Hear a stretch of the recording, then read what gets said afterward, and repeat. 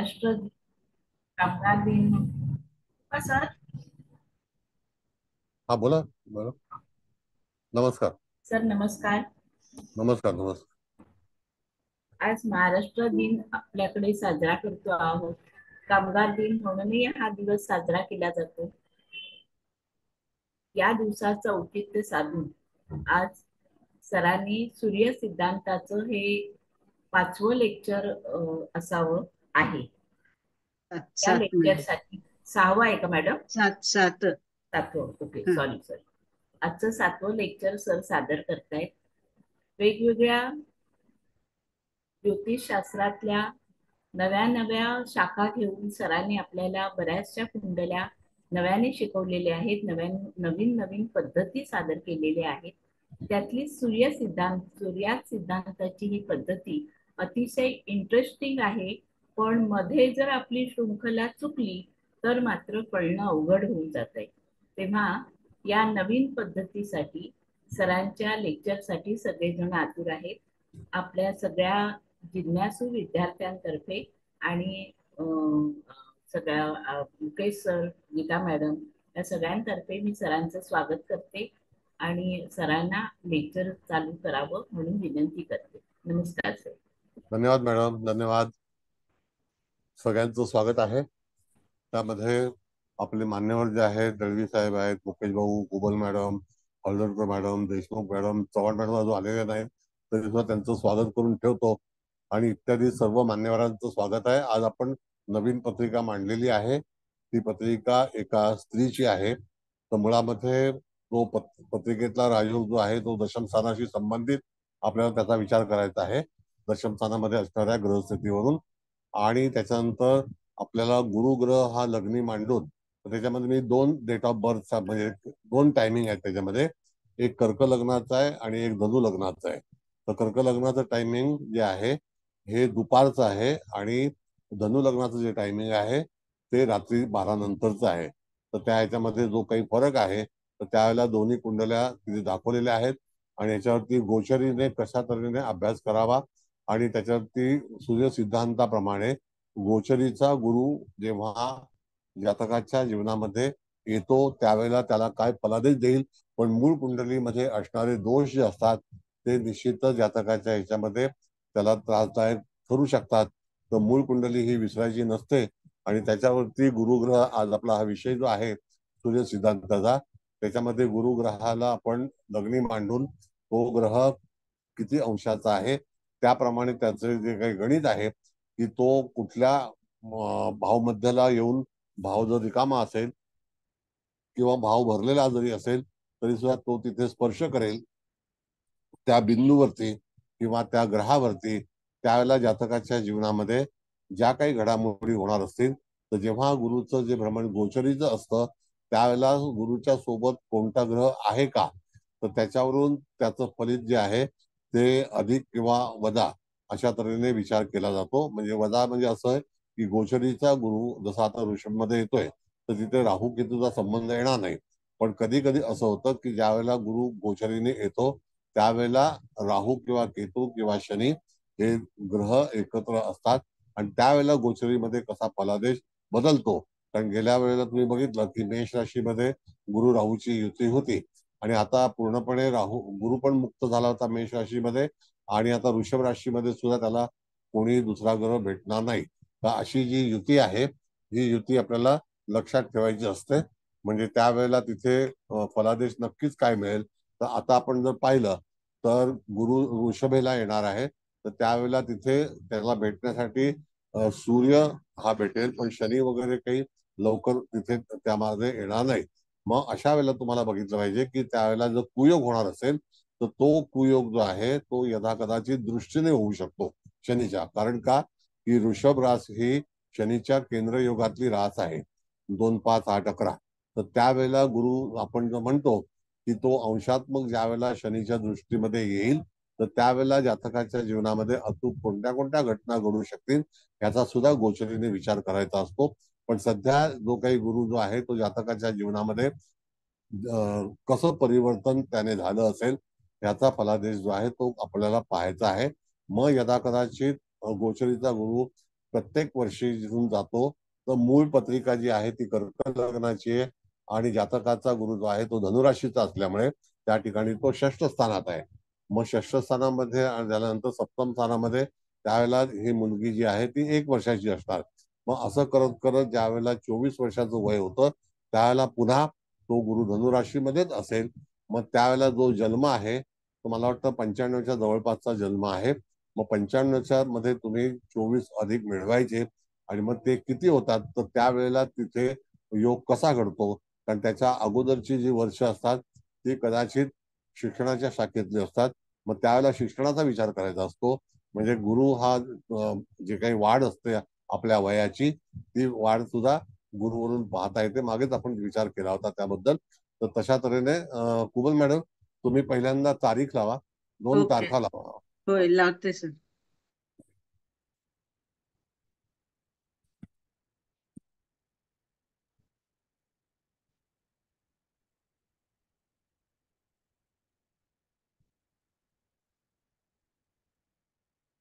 नाही, तारखा, तारीख तारीख.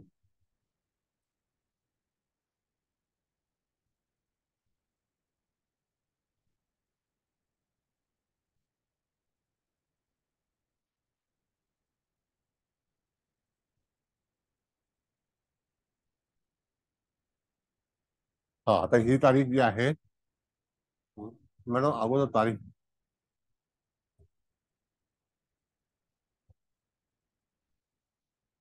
तारीख आहे 26 एप्रिल 1996. सकाळी 12 वाजून 6 मिनिटाचं हे गोचर आहे.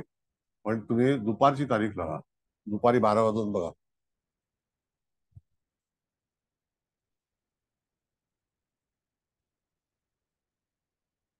हा, दुपारी 12 वाजून 6 मिनिटाची ही तारीख आहे. ती जन्मवेळ आहे.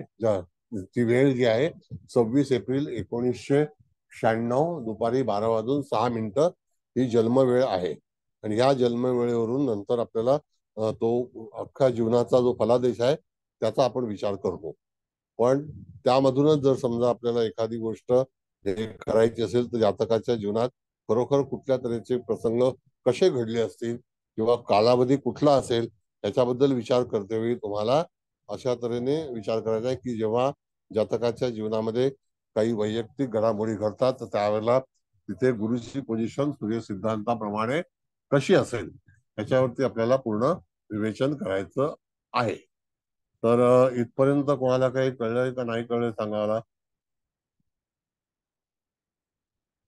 बघा, जातकाचं आता दुसरी तारीख लावा मॅडम. ती रात्रीची तारीख आहे, सेम ओके तारीख सर. आहे. होय. हा, मग ही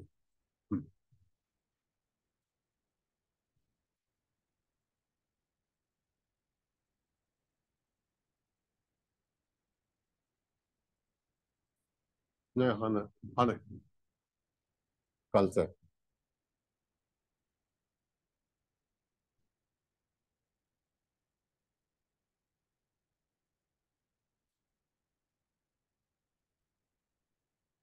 हा, आता ही तारीख चालेल. हो. आहे 26च आहे.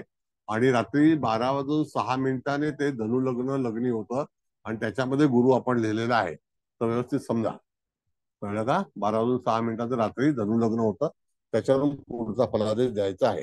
हं, आता लक्षात आलं. मी पत्रिका पाठवली होती पण तुम्हाला कळेलच. बर, आहे, आता तारीख ग्रुपवर करा. पण आहे सर. येस येस, हा. सगळ्या लोकांना मिळत नाही ना काही वेळेला. हो हो. मग आता काय कर्क लग्नाची लावायची आहे का? हा, आता कर्क लग्नाची लावा ना. ओके. हं,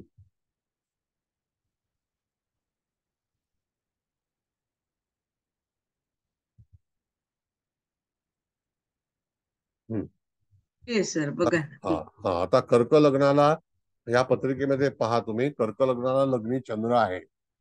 कळलं का. लग्नी चंद्र आहे ना, बघा. सर आहे ना. हा. हो हा, सर. हो आणि सर. लग्नेश लग्नात आहे आणि एका स्त्रीची पत्रिका आहे ही. तर लग्नेश लग्नात आहे आणि लग्नेशाच्या दशमामध्ये मंगळ सूर्याची युती आहे. पण मंगळ जो आहे तो तस्करांश मध्ये आहे आणि सूर्य जो आहे त्याच्यापासून पुढे आहे. तो सूर्य जो आहे तो मेष नवमाशी इथे दर्शवतो. त्यावेळेला जातकाचा जो फलादेश आहे तो सूर्यावरती आणि चंद्रावरती अवलंबून आहे. चंद्र हा धनु नवमाशामध्ये आहे. आणि लग्न जे कर्क आहे ते लग्न कर्क पुष्य नक्षत्रामध्ये प्रथम चरणामध्ये आहे. 46 नंतर 10 नाही, कन्या नवमाशामध्ये आहे. तर अशा तऱ्हेने जातकाची कुंडली आहे. पण इथे बाधित ग्रह जो आहे तो सप्तमेश आहे. मग सप्तमेश शनी हा केतुयुक्त झाल्यामुळे जातकाच्या जीवनामध्ये वैवाहिक जीवनातील काही आंदोलने निर्माण झालेली आहेत. तर त्या ह्याच्यामध्ये पण जातकाचा याच्यामधून जर जातक सक्सेस कुठे असेल तर इथे सक्सेस जो आहे तो लग्नेश आपण बघितला तर लग्नात आहे. दशमामध्ये रवी आणि मंगळ या दोघांची युती आहे. लाभस्थानामध्ये शुक्र आणि बुधाची युती आहे. आणि तशाच वेळेला आपण बघितलं तर पराक्रमात राहू आहे. भाग्यामध्ये शनी केतूची युती आहे. पण भाग्यामध्ये शनी केतूची जी युती आहे ती कुठल्या बाबतीमध्ये जातकाला हानिकारक ठरू शकेल तर एक तर सप्तम स्थान आणि भाग्यस्थान याबद्दलचा जो काही हे आहे काळ आहे किंवा फलित आहे ते जातकाला मनासारखं मिळणार नाही. अशा तऱ्हेचं विवेचन आपल्याला करायचंय. आता कोणाला कळलंय का नाही कळलंय तर सांगा, मग आपण पुढे आणखी विचार करणार आहोत. काय हरकत नाही. काही प्रश्न विचारायचे असेल तर विचारा. आहे का विचारायचं काय? तर हा बोला मॅडम. आता आपण शनी सप्तमाचा अधिपती आहे म्हणून सप्तम स्थानाविषयी त्यांना काही ना काहीतरी प्रॉब्लेम येईल. हो पण अष्टम नक्कीच. स्थान पण हो गृहीत अष्टम सर. हो दाखवतात. हो हो अष्टम स्थानाला पण विचार करायचा. तर अष्टम स्थान हे जे असतं ना ते आपल्या जिथे आपला विवाह होतो त्याचं धनस्थान आहे. ते होय. हे कुटुंबस्थान आहे हा. थोडक्यात. त्याचं कुटुंबस्थान आहे ते. म्हणजे त्या ठिकाणी जातकाला त्या गोष्टीचा पण तिथे हानी होण्याची शक्यता दर्शवली जाते. कळलं? बर. होय. हा आता ह्या ह्याच्यामध्ये आपण जर पाहिलं तर जातकाचा जो काही लग्नाचा जो भाव आहे तो कर्क आहे. आता लग्नामध्ये कर्क लग्नाला चंद्र जो आहे तो 17 अंशाचा आहे. तर त्यावेळेला गुरु कर्क राशीतून उच्चीचा जातेवेळी व्यवस्थित लक्षात घ्या. कोणाला जर कळलं नाही तर अवश्य विचारा. भागवत मॅडम तुमचा पण प्रश्न फार चांगले असतात तर इतरांना कळतील असं. तर त्या ह्याच्यामध्ये तुम्हाला बघितलं तर भाव मध्य जो आहे तो 742 आहे. कळलं का? तो कर्केचा भाव 742. हा होय. हा. मग आता आपल्याला बघायचं आहे की जातकाचा कर्केचा गुरु कसा शोधायचा. तर इथून आपल्याला तिथे कितवं स्थान आहे ते 8वं स्थान आहे. म्हणजे जो जन्म झालेला आहे त्याच्यापासून 8 वर्ष. 96चा जन्म आहे. मग 96 मध्ये 8 जोडले तर किती होतात? 2004. होय. हो हा सर. हो हा. सर. मग 2004 साली जातकाच्या जीवनामध्ये लग्नामध्ये गुरु येईल त्यावेळेला जातकाचं वय किती असेल तर 8 वर्षाचं असेल. बरोबर आहे? हा.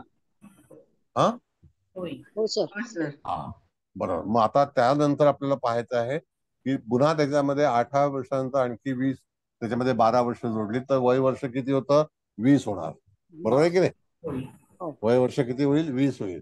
मग 20व्या वर्षी पुन्हा तिथे गुरु जो आहे तो योगकारक ठरेल. कारण का की आपल्याला आजचा विषय जो आहे तो गुरुवरून शिकायचा आहे म्हणून. कळलं? हा. पहिलं लक्षात येते? सर येते. सर. हा. म्हणजे त्या ठिकाणी आपल्याला गुरुवरून फलादेश द्यायचा आहे. तर 20व्या वर्षी गुरु लग्नातून जाणार आहे. त्याला 2 कारण आहेत. एक तर लग्नस्थान हे आहे ते गुरुचं उच्चीचं स्थान आहे आणि तो कितव्या वर्षी त्या ठिकाणी जातकाच्या कुंडलीमध्ये प्रवेश करणार आहे किंवा भ्रमण करणार आहे.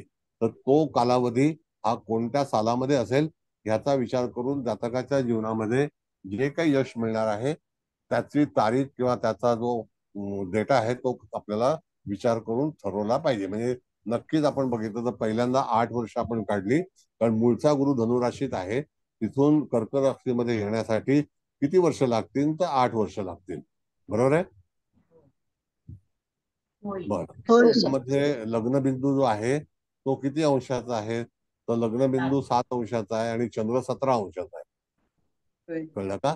नाही का? होय. हा. म्हणजे त्या ठिकाणी पहिल्यांदा स्पर्श कोणाला होईल तर लग्नाला होईल. आणि त्यानंतर चंद्राला होईल. म्हणजे तो कालावधी इन बिटवीन द 10 डिग्री, म्हणजे प्रवेश केल्यानंतर पहिली 7 डिग्री आणि मग त्याच्यानंतर 17 डिग्री म्हणजे 10 डिग्री, म्हणजे तिथे गुरु येण्यासाठी किती कालावधी लागेल. त्यामध्ये काही वेळेला तुम्ही बघितलं तर गुरु वक्री होतो कधी, तर कुठल्याही राशीमध्ये साधारणतः 25 अंश भोगल्यानंतर परत गुरु माघारी फिरतो. म्हणजे वक्री काळ तुम्हाला शोधायचा असेल तर तो अतिशय सोपा आहे. मग आता इथे मार्गी गुरु असेल त्याच वेळेला 17 डिग्रीला त्याला चांगल्यापैकी यश मिळायला सुरुवात होईल. बघा जरा काय वाटतं, आलं का लक्षात? नाही, कारण का हे लक्षात येणं फार गरजेचं आहे, आवश्यक आहे.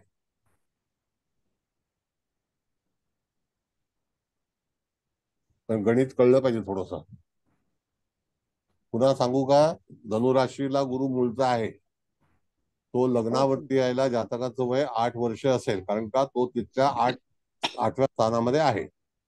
कारण हे अँटी क्लॉकवाईज भ्रमण आहे ना, त्याकरता लग्नात यायला किती 8 वर्ष लागतील. म्हणजे 8 वर्षाचं वय असताना जातकाच्या गुरु लग्नातून भ्रमण करेल.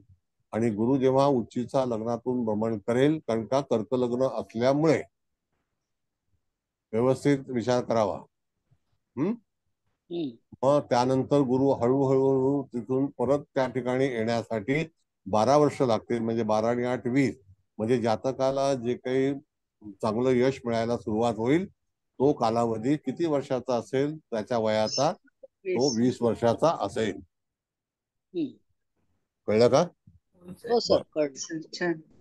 हा, म्हणजे तो कालावधी काढताना तुम्हाला असं आहे की नाही, ज्या वेळेला तो चंद्राला स्पर्श करेल किंवा लग्नाला स्पर्श करेल, लग्न बिंदूला म्हणजे भाव मध्यला, त्यावेळेला सुद्धा गुरु हा मार्गीच असणार, वक्री नसणार. कळलं? तर काही नियम जे आहेत, आता तो जेव्हा आपण भाव विचार करू. मॅडम जरा कुंडली काढाल का 2 मिनिटासाठी? हा, आता तो भाव आपण विचार करताना लक्षात घ्या की त्यावेळेला महिना काढायचा असतो, तारीख काढायची असते. तर ती कशी काढायची, तर जो काही कर्क राशीचा भाग असेल तो जुलै महिन्याचा आहे. बरोबर आहे? कर्क राशीमध्ये जुलै महिन्याचा भाग आहे. आता जर कोणाकडे एक्स्ट्रा मोबाईल फोन असेल आणि जर तुम्ही तारीख काढली तर त्या ठिकाणी 96 अधिक 20 घेतलं तर किती होतात? 2006 होतात का 2012 होतात? किती होतात सांगा? 96 ने बघा, 10 96 आणि 8 किती झाले? 2004. 4 आणि 12 2016. 16. हा, मग 2016चे जुलै महिन्याचं परिपत्रक काढलं तुम्ही तर जरा कोणाकडे असेल तर बघा, जरा कोणाकडे आहे का 2016 जुलै महिन्याच्या 20 तारखेनंतर आहे का बघा जरा. एक्स्ट्रा मोबाईल कोणाकडे असेल तर व्यवस्थित समजून घ्या, आपल्याला भरपूर वेळ चांगलं शिकायचं आहे. सर 2016ला हम्म. 17 जुलैच्या नंतर कर्क राशीत सूर्य आहे, पण गुरु 25 डिग्री सिंह राशीमध्ये आहे. अच्छा, म्हणजे त्यांनी राशी ओलांडलेली आहे. मग त्याच्या अगोदर 2015. सर एक मिनिट. गुरु आहे ना कन्या राशीमध्ये 12 ऑगस्टला जाणार. नाही, 2016च्या 15च्या किंवा 14च्या. 2016 सर, जुलै महिना. बरं, आता त्याच्या अगोदर 2015ला कर्क राशीमध्ये कधी आहे? 2015ला येणार ना सर. एक मिनिट. जुलै महिन्यात पकडायचं. 15 जुलै 2015. 15 जुलै 2015 सर सिंहला राशी चेंज करतो 19 जुलैला 2015. हा, मग आता आपण जर बघितलं तर तो सिंहेला येतोय. म्हणजे त्याच्या अगोदर 2014ला गुरुचं भ्रमण हे कर्क राशीमध्ये होतं का?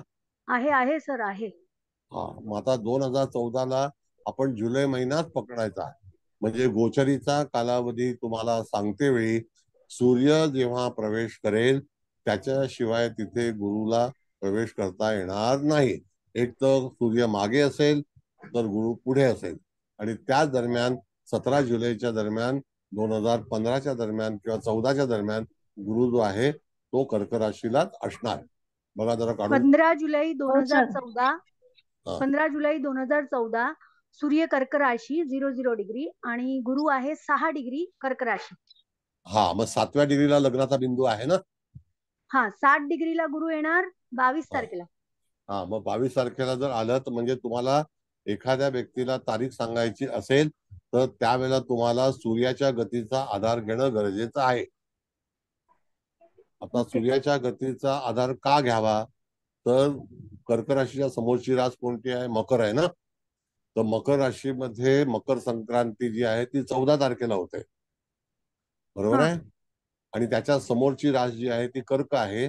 तर तो कर्क वृत्तांतामध्ये जेव्हा सूर्य जातो तर त्यावेळेला कर्करास ही पूर्वेला दर्शवलेली आहे सर्वतोभद्र चक्राप्रमाणे. म्हणजे त्या ठिकाणी तो 17 तारखेच्या जवळपासच त्या कर्क राशीमध्ये प्रवेश करतो. कळलं? हो सर.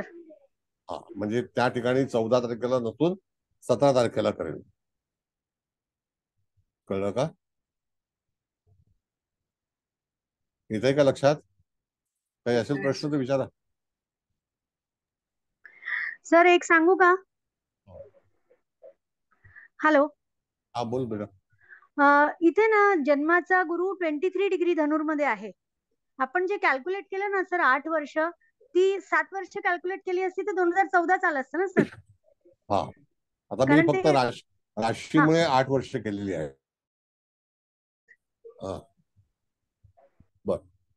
पण आता इथे आपल्याला पाहायचं आहे की कर्क रास आणि मकर राशीतला फरक काय आहे. तर मकर राशीला 14 तारखेला सूर्य मकर संक्रांती होते आणि त्याच्या समोरची राशी कर्क आहे. तर 17 तारखेला सूर्य जो आहे तो कर्क राशीमध्ये प्रवेश करतो. कळलं? म्हणून 17 तारीख पकडलेली आहे. आणि त्याच दरम्यान गुरु जो आहे तो 2014ला त्यामध्ये भ्रमण करताना त्याचं वय काय असेल, तर त्या वयाला साधारणतः 18 वय असेल, 19 वय असेल. पण पहिल्यांदा गुरुचा स्पर्श हा लग्न बिंदूला होईल. म्हणजेच काय की भावमध्य जो पार्ट आहे त्याला होईल. इथपर्यंत लक्षात आलं? बोला, आवाज येतो का? येतोय सर. येतोय ना? सर भावमध्ये म्हणजे मग 742 याला स्पर्श होईल असं म्हणायचं ना. हो हो, येस येस, 742. हा, 742. आलं लक्षात. मग 742 ला तिथे तो जो भाव मध्ये झाला तर त्यावेळेला तिथे कुठलं हे असेल याचा विचार करायचा. कळलं का? हो सर, हा, आलं लक्षात. बर. म्हणजे आपल्याला तारीख काढायची आहे की जातकाच्या जीवनामध्ये यश कधी मिळेल. तो जोपर्यंत लग्न बिंदूला स्पर्श करत नाही. आता ज्या वेळेला 2014 साली जातक येईल तर त्यावेळेला ते 18 वर्षाचं आहे की नाही. यदा कदाचित 18 वर्ष हे शिक्षणाचं असतं की नाही. हो.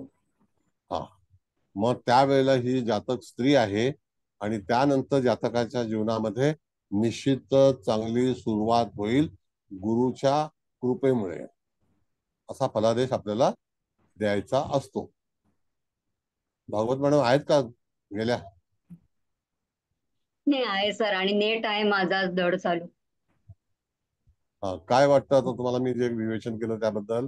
हो, नाही बरोबर आहे, ते कळलं. मी सगळं जे काय सांगितलं होतं तुम्ही ते ठीक. कळलं. फक्त एक मला असं ऍडिशनल विचारायचं होतं की तो चंद्रावरतून पण आहे, तर मग जातकाच्या आईला सुद्धा किंवा चंद्रासंबंधी किंवा कर्क राशी म्हणजे कर्क राशी संबंधी घर, वाहन किंवा हे जे जे काही त्या प्रत्येकाला पण चांगलं फळ मिळेल ना. Yes yes yes. आणि अशाच वेळेला जर तुम्ही बघितलं तर जातकाच्या दुसरी जी सुरुवात आहे ती वयाच्या 19व्या वर्षी कुटुंब स्थानातून जेव्हा गुरु जाणार आहे सिंह राशीमध्ये, मग तो कदाचित 2015ला असेल आणि तो ऑगस्ट महिन्यामध्ये असेल. कळलं का? हो कधी बरोबर. कधी आपण 13 वर्षाचा जो विचार करतो ना त्याला कारण काय, हा. तिथे सूर्य जो आहे तो ऑगस्ट महिन्यामध्ये 15 ऑगस्टला सूर्य हा सिंह राशीमध्ये प्रवास करतो. आणि सूर्य जे काही रास आहे सिंह, ती आपल्याला सर्वतोभद्र चक्राप्रमाणे ती आग्नेय दिशेला असल्यामुळे हम्म. कळलं का? आणि हा कर्क राशी जी आहे ती पूर्ण पूर्वेला आहे, म्हणजे पूर्व हा आग्नेयला आहे. हम्म? मला एक वेगळा प्रश्न विचारायचा आहे की आता तुम्ही शनी आणि केतूची युतीबद्दल सांगितलं की शनी केतू युक्त झाल्यामुळे तो बाधित झालेला आहे किंवा दोषी झालेला आहे. तर आपण हे जेव्हा म्हणतो की राकेश आणि मंगळ हे ग्रह हे जे स्वतः दुसऱ्यांना दूषित करतात, तर हे स्वतः कशामुळे दूषित होतात असा माझा प्रश्न होता. तर त्याचं एक उत्तर मला मिळालं. किंवा शनी आणि मंगळ हे जर राहू किंवा केतू युक्त असतील तर ते स्वतः दूषित असतील. पण मी बाकी अवांतर वाचन करत असताना असंही कधी कधी वाचण्यात येतं की राहू बिघडलाय आणि केतू बिघडलाय. तर ते दोघं बिघडले असं कधी आपल्याला म्हणता येईल? नाही नाही, सांगतो आता. आपण जेव्हा लाल किताब शिकलो त्यावेळेला राहू, शनी हा राहूला बळीचा बकरा करतो, हा पण राहू हा शनीला त्रास देतो, म्हणून शनी त्रासा देतो आणि सगळ्या जबाबदाऱ्या आहेत त्या पुन्हा राहूवरती टाकतो. कळलं का?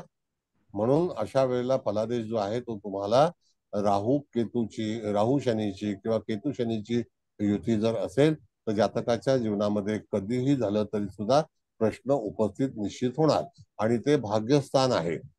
मग हो आता आपण जर धनस्थानाचा विचार केला तर आर्थिक जे काही धन आहे, आणि गुरु जेव्हा धनस्थानातून जाईल त्यावेळेला तिथे जो काही भावमध्य आहे तो भावमध्यमध्ये एखादा ग्रह तिथे आहे का तर नाही आहे.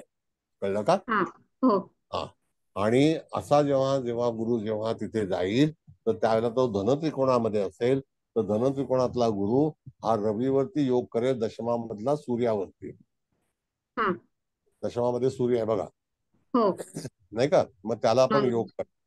हा मग अशा त्यावेळेला योग केल्यानंतर त्याचं षष्ठस्थान पण ऍक्टिव्ह होईल.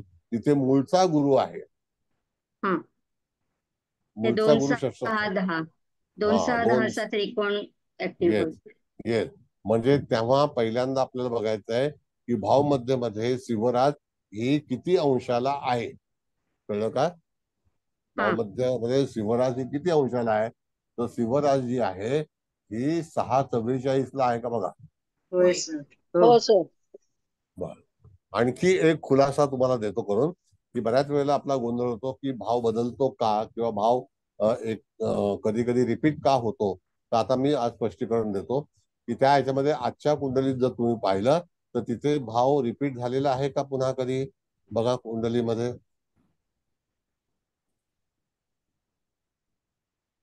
सर झालेलं आहे.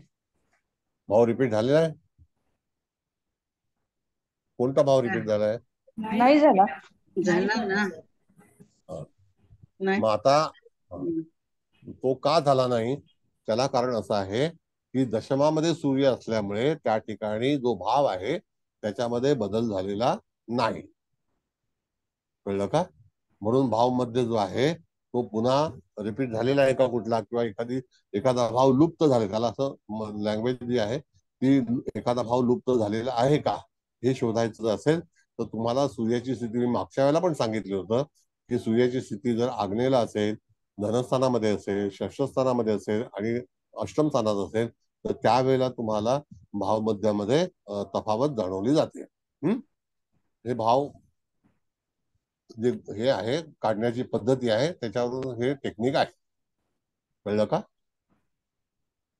तर सूर्याची स्थिती आग्नेय म्हणालात का? हा, धनस्थान म्हणजे ईशान्य, आग्नेय म्हणजे 12वं स्थान, षष्ठ म्हणजे वायव्य स्थान आणि नैऋत्य हे अष्टम स्थान. ह्याच्या जवळपास जर समजा भाग्य जो आहे तर त्या ठिकाणी सूर्याचं भ्रमण असेल आणि जातकाचा जन्म झाला तर आपल्या भावामध्ये फरक जाणवतो.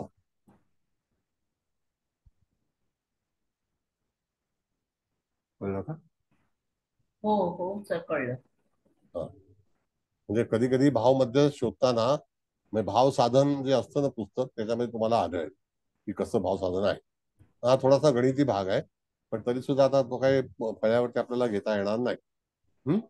तर असा भाग आहे. मग आता आपल्याला बघायचं आहे की जातकाच्या जीवनामध्ये जे काही घडामोडी होईल तर ती घडामोडी होताना आपल्याला गोचर जो आहे तो गुरुचं 6 अंशाला गुरु सिंह राशीमध्ये कधी येणार, तर ज्या वेळेला आपल्याला एक धरायचं आहे की आता आपण मगाशी तारीख काढली तर ती तारीख होती 2014, तर ही 2015च्या दरम्यान ऑगस्ट महिन्यामध्ये जायचं. ऑगस्ट 2015च्या दरम्यान जर बघितलं तर बघा गुरुचं भ्रमण जे आहे ते सिंह राशीत होतं का, इन डिटेल्स मध्ये आपल्याला जायचंय. Sir 2015-18 August Guru Singh राशीमध्ये 7 degree. हा, म्हणजे 7 डिग्रीचा तिथे भाव किती, 6 अंशाचा आहे ना भाव हो मध्य.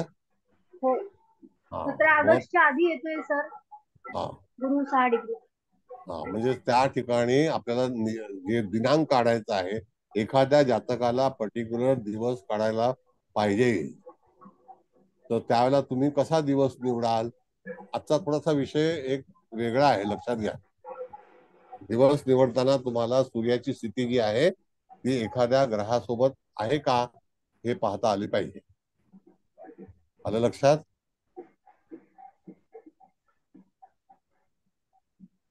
काय वाटतं सर हा बोला. तर 17 तारखेला सूर्य कर्केमध्ये प्रवेश करेल. हं? जुलै पण महिन्यामध्ये हं? जुलै महिन्यामध्ये जुलै जुलै महिन्यामध्ये जुलै महिना ना. हा हा. पण ऑगस्ट महिन्यामध्ये बघितलं तुम्ही तर 15 ऑगस्टच्या नंतर, हं. 15 ऑगस्ट नंतर गुरु जो आहे तो तुम्हाला तिथे आढळेल, तिथे तो आलेला असेल. 6 अंश जर त्याचा भावमध्ये आहे सिंहेचा 6 अंशावर, बरोबर. सिंह जर येस. त्या 15 ऑगस्टला गेला तर हा. साधारण 21 ऑगस्ट पर्यंत तो 6 अंशाला जाईल. नाही नाही, गुरुच्या बद्दल मॅडम नाही. गुरु बघा तुम्ही, गुरु किती अंशाचा आहे आपल्याला सूर्य नाही काढायला. अच्छा. आपल्याला आजचं गोचर जे आहे ना ते गुरु बद्दल बोलायचं, विचारायचं. सर गुरु आहे ना 6 डिग्रीचा सिंह राशीमध्ये 12 ऑगस्टला आहे आणि तो 6 डिग्री पर्यंतच आहे 17 ऑगस्ट पर्यंत. मग आहे ना, तेच म्हणजे आपला कालावधी आहे सर. देते वेळ. मग कालावधी करते वेळी तुम्हाला असाच विचार केला पाहिजे. आता त्या ठिकाणी 17 अंश 7 अंशापर्यंत किंवा 6 अंशापर्यंत गुरुला जाण्यासाठी सूर्याची मदत आवश्यक आहे. कळलं का. तर सूर्य तेव्हा कर्क राशीमध्येच आहे. अरे बेटा असं आहे, सूर्य मागेच असतो, गुरु पुढे जातो. हा सर कळतंय मला बरोबर. मी कनेक्ट करते सूर्य सिद्धांताचा. जर सूर्य पकडला तरी पण सेकंड हाऊस ऑपरेट होतोय, गुरु पकडला तरी पण सेकंड हाऊस ऑपरेट होणार. येस. आणि पर्टिक्युलर डिग्रीवरती भावमध्याला गुरु आला, जर तिथे सिंह राशीमध्ये एखादा ग्रह असेल तर त्याला गुरु कधी स्पर्श करणार आहे. सिंह जर असेल तर राशीमध्ये तेव्हा गोचर मध्ये 7 ऑगस्टच्या नंतर बुध आहे सर. नाही, एक मिनिट. मूळ कुंडलीमध्ये जसा भावमध्य हा. मूळ कुंडलीचा पाहतो तसा एखादाही ग्रह त्या सिंह राशीमध्ये नाही आहे. म्हणजे तिथे बरोबर फक्त बरोबर. भावालाच फलादेश मिळणार आहे.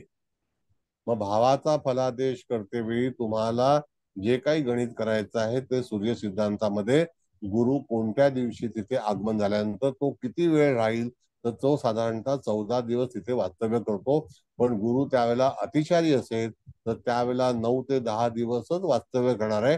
हे गणित जे आहे हे तुम्हाला शिकल्याशिवाय कळणार नाही. म्हणजे गुरु फलादेश देताना गुरु तिथे वास्तव्य किती कालावधी करेल, कळलं. वास्तव्य, गुरुचं वास्तव्य धनस्थानामध्ये, आणि तसाच योग जो आहे तो दशम स्थानाशी संबंधित असेल. मग त्यावेळेला दशम स्थानाचा भाव मध्य आणि षष्ठ स्थानाचा भाव मध्य, कारण तो दृष्टीने होईल. Got it. 5, 7, 9 ह्या गुरुच्या दृष्ट्या आहेत की नाही.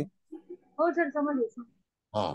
आणि शनीच्या बरोबर केतू असल्यामुळे तिथे फलित धरता येणार नाही. ते दशम स्थानामध्ये मंगळ आणि सूर्य आहे, षष्ठ स्थानामध्ये स्वतः गुरु आहे मूळचा. पण तरी सुद्धा तो मूळचा गुरु जो आहे तो जास्त अंशाचा आहे, पण भाव जो आहे तो कमी अंशाचा आहे का. षष्ठ स्थान पहा तुम्ही भावामध्ये. 6, 24. वृषभ रास आहे ना षष्ठात. नाही, षष्ठ स्थानामध्ये धनुराश येणार मॅडम, कर्क लग्नाला. 8 डिग्रीची सॉरी धनु राशी. 44 आहे सर. 6, 44. 6, 44.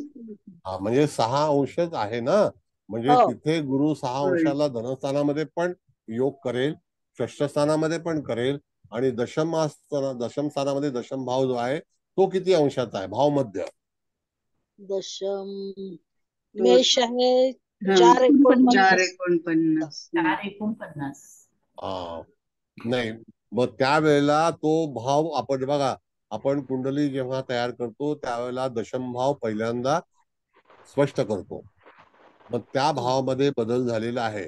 मग दशम भाव अगोदर ऍक्टिव्ह होणार का दृष्टीच्या अनुसरून? हो हम्म. नाही आधी का? होईल. हो सर. हो. ही आधी गोष्ट लक्षात ठेवा. मग जातकाच्या दशम भावामध्ये मंगळ पहिल्यांदा आहे आणि तो 1 अंशाच्या जवळपास आहे. होय. म्हणजे पहिल्यांदा त्याला जी काही फलादेश मिळेल तो त्या राशीच्या स्वामीला देईल आणि राशीला पण देईल दृष्टीनुसार. आणि ती दृष्टी अंशात्मक आपल्याला पाहता आली पाहिजे. अंशात्मक, ज्याला डिग्री वाईज म्हटलं जातं. म्हणजे गुरु धनस्थानामध्ये आगमन झाल्यानंतर योग कोणत्या कोणत्या स्थानावरती करणार आहे, तर भाग्यस्थानात का करणार, अष्टम स्थानात का करणार नाही, तर त्या ठिकाणी एखादा ग्रह आहे का तर अष्टम स्थानाला पण षष्ठ स्थानाला तिथे स्वतः गुरु तिथे आहे आणि त्या स्थानाचं जे बळ आहे ते चांगलं आहे. हो कळलं? हो सर. म्हणून तिथे गोचरीचा फलादेश करतेवेळी तुम्हाला अशा तऱ्हेने संदेश दिला पाहिजे. आलं लक्षात सर. आलं लक्षात? हो सर. सर म्हणजे तुम्हाला जो गुरु पहिल्यांदा मंगळाला देईल त्याच्यानंतर सूर्य जो आहे तो सूर्य नंतर आहे. बघा सूर्य किती अंशाला आहे तो तुम्हाला बघितला पाहिजे. 12 डिग्री. 12 मग त्याला धनस्थानामध्ये जेव्हा 12 डिग्री येईल त्यावेळेला तो दृष्टीने योग करेल. मग कक्षेच्या पलीकडचा हा ग्रह आहे, तर हे जे काही भाव आहेत त्याचे जे बिंदू आहेत म्हणजे त्या ठिकाणी त्याचे अंश आहेत हे आपल्याला लक्षात ठेवणं आवश्यक आहे. बरं, आता काय काय फलादेश मिळेल, तर षष्ठस्थान म्हणजे वय त्या व्यक्तीचं किती आहे, तर समजा 20 वय आहे तर 20व्या वर्षी नोकरी संदर्भात किंवा काही गोष्टी करू शकतो की नाही मनुष्य, अर्थार्जन करू शकतो की नाही, म्हणून 3, 6, 10 ही भावं जी आहेत ती कर्मस्थान म्हणून सांगितलेली आहेत. उपचय आलं लक्षात? हो सर. हा, म्हणून तिथे तुम्हाला षष्ठस्थानामध्ये जातकाला तुम्ही प्रॉमिस कधी देणार आहात की ह्या वेळेला तुझ्या जीवनामध्ये फरक मिळेल किंवा फलादेश मिळेल. आलं का? फलादेश कधी मिळेल, तर ह्या वेळेला मिळेल असा विचार केला पाहिजे.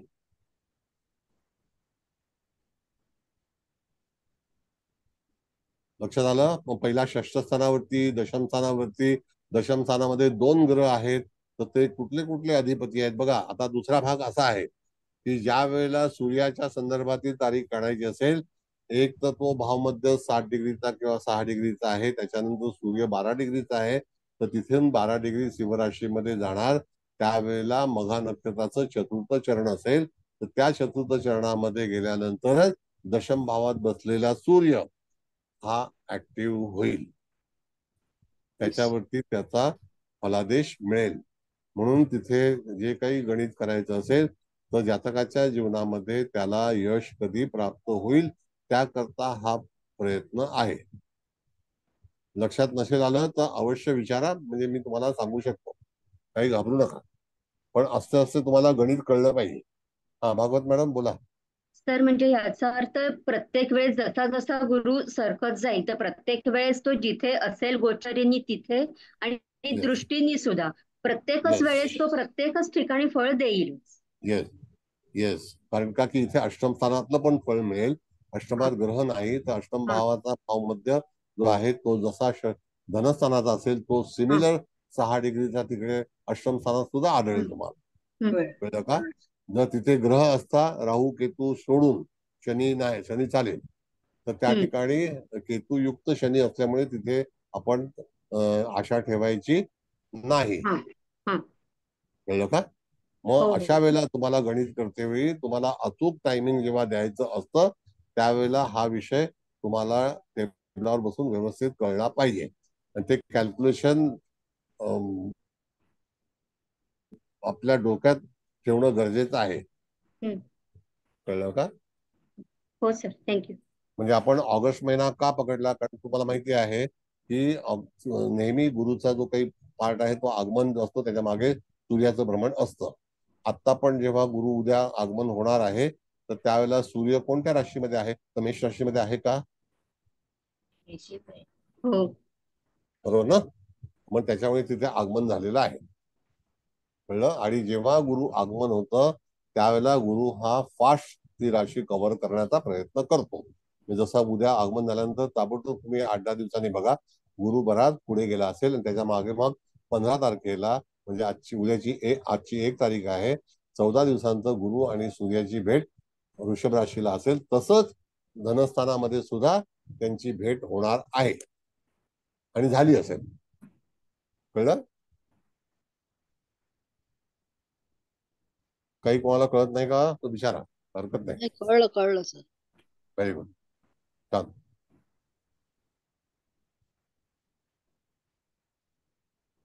आणखी कोणाचा प्रश्न काय आहे का? सांगा. हा बोला मॅडम. मला वेगळा प्रश्न आहे थोडा. हा बोला. की मगाशी जसं आपण म्हटलं की साधारण 25, 26, 27 डिग्री गेल्यानंतर गुरु मग वक्री होतो आणि मग हो परत 17 अंशापर्यंत आल्यानंतर पुन्हा तो मार्गी होतो. हो आणि जर yes. ह्या अंशांच्या मध्ये जर कुठले ग्रह असतील तर याच्यावर तर गुरुचं भ्रमण 3 वेळा त्यांच्यावरून होणार. हो सरळ जाणार, मग परत तो मागे येणार आणि परत सरळ जाणार. तर या तिन्ही वेळेस त्याला काही वेगळी फळं मिळतील का? म्हणजे वक्री असताना काही वेगळी मिळतील का? कशा नाही, पद्धतीचं? वक्री असताना बघा, जेव्हा परत गुरु जेव्हा आगमन करेल, रिस्ट्रोक त्याला म्हणतात, सेकंड हा स्ट्रोक. मग हा. सेकंड स्ट्रोक हा शनीचा सुद्धा असतो आणि गुरुचा सुद्धा असतो. हो हो कळलं का? हो हो बरोबर. हा, मग तो त्यावेळेला तिथे हा ऍक्टिव्ह होईल. हा तेच, कारण तो उलटा येईल ना, म्हणजे जेव्हा वक्री होऊन येतील तेव्हा ते दोघंही उलटे होऊन येतील. तर मग Yes. त्याच्यामुळे काही फलादेशात काही फरक पडतो का? फलादेश जेव्हा मार्गी ग्रह असेल आणि तो ग्रहावरून जाणार असेल हा किंवा स्थानावरून जाणार असेल तर त्यावेळेला मार्गी ग्रहाचं जास्ती बळ असतं, वक्री ग्रहाचं बळ कमी असतं. ओके. कळलं? हा, हा हो, थँक्यू. असं आहे. शुभग्रह वक्री झाला तरी त्याचं बळ कमी होतं का सर? नाही, तसं नाही. आता तो मागे जाणार आहे ना आणि परत तो त्याला भेटणारच आहे पुन्हा येऊन. हा कारण ती गुरु शनी हे जे ग्रह आहेत दोन, हे सतत तिथे मागे पुढे होत असतात. मग त्यावेळेला तो दुसऱ्या वेळेला जेव्हा आगमन करेल तर त्यावेळेला त्याचा फलादेश मिळेल. पण पहिला अगोदर फलादेश देऊन झालेला असेल त्याशिवाय त्यांनी राशी किंवा ग्रह ओलांडलेला नाही. कळलं का? हो सर. एखाद्या व्यक्तीच्या याच्यामध्ये त्याला फळ मिळालंय, परत पुन्हा त्याला फळ मिळणार आहे असा संकेत द्यायचा. तो माघारी जाताना फळ मिळणार नाही, परत येणार आहे तो तिथे. म्हणून गुरु आणि शनीचं जे राशी भ्रमण आहे तर दरवेळेला एखादा ग्रह जर समजा इन बिटवीन त्या 26-27 अंशाच्या दरम्यान असेल तर त्याला पुन्हा तिथे तेच फळ प्राप्त होणार असेल, राहू केतू सोडून. कळलं का?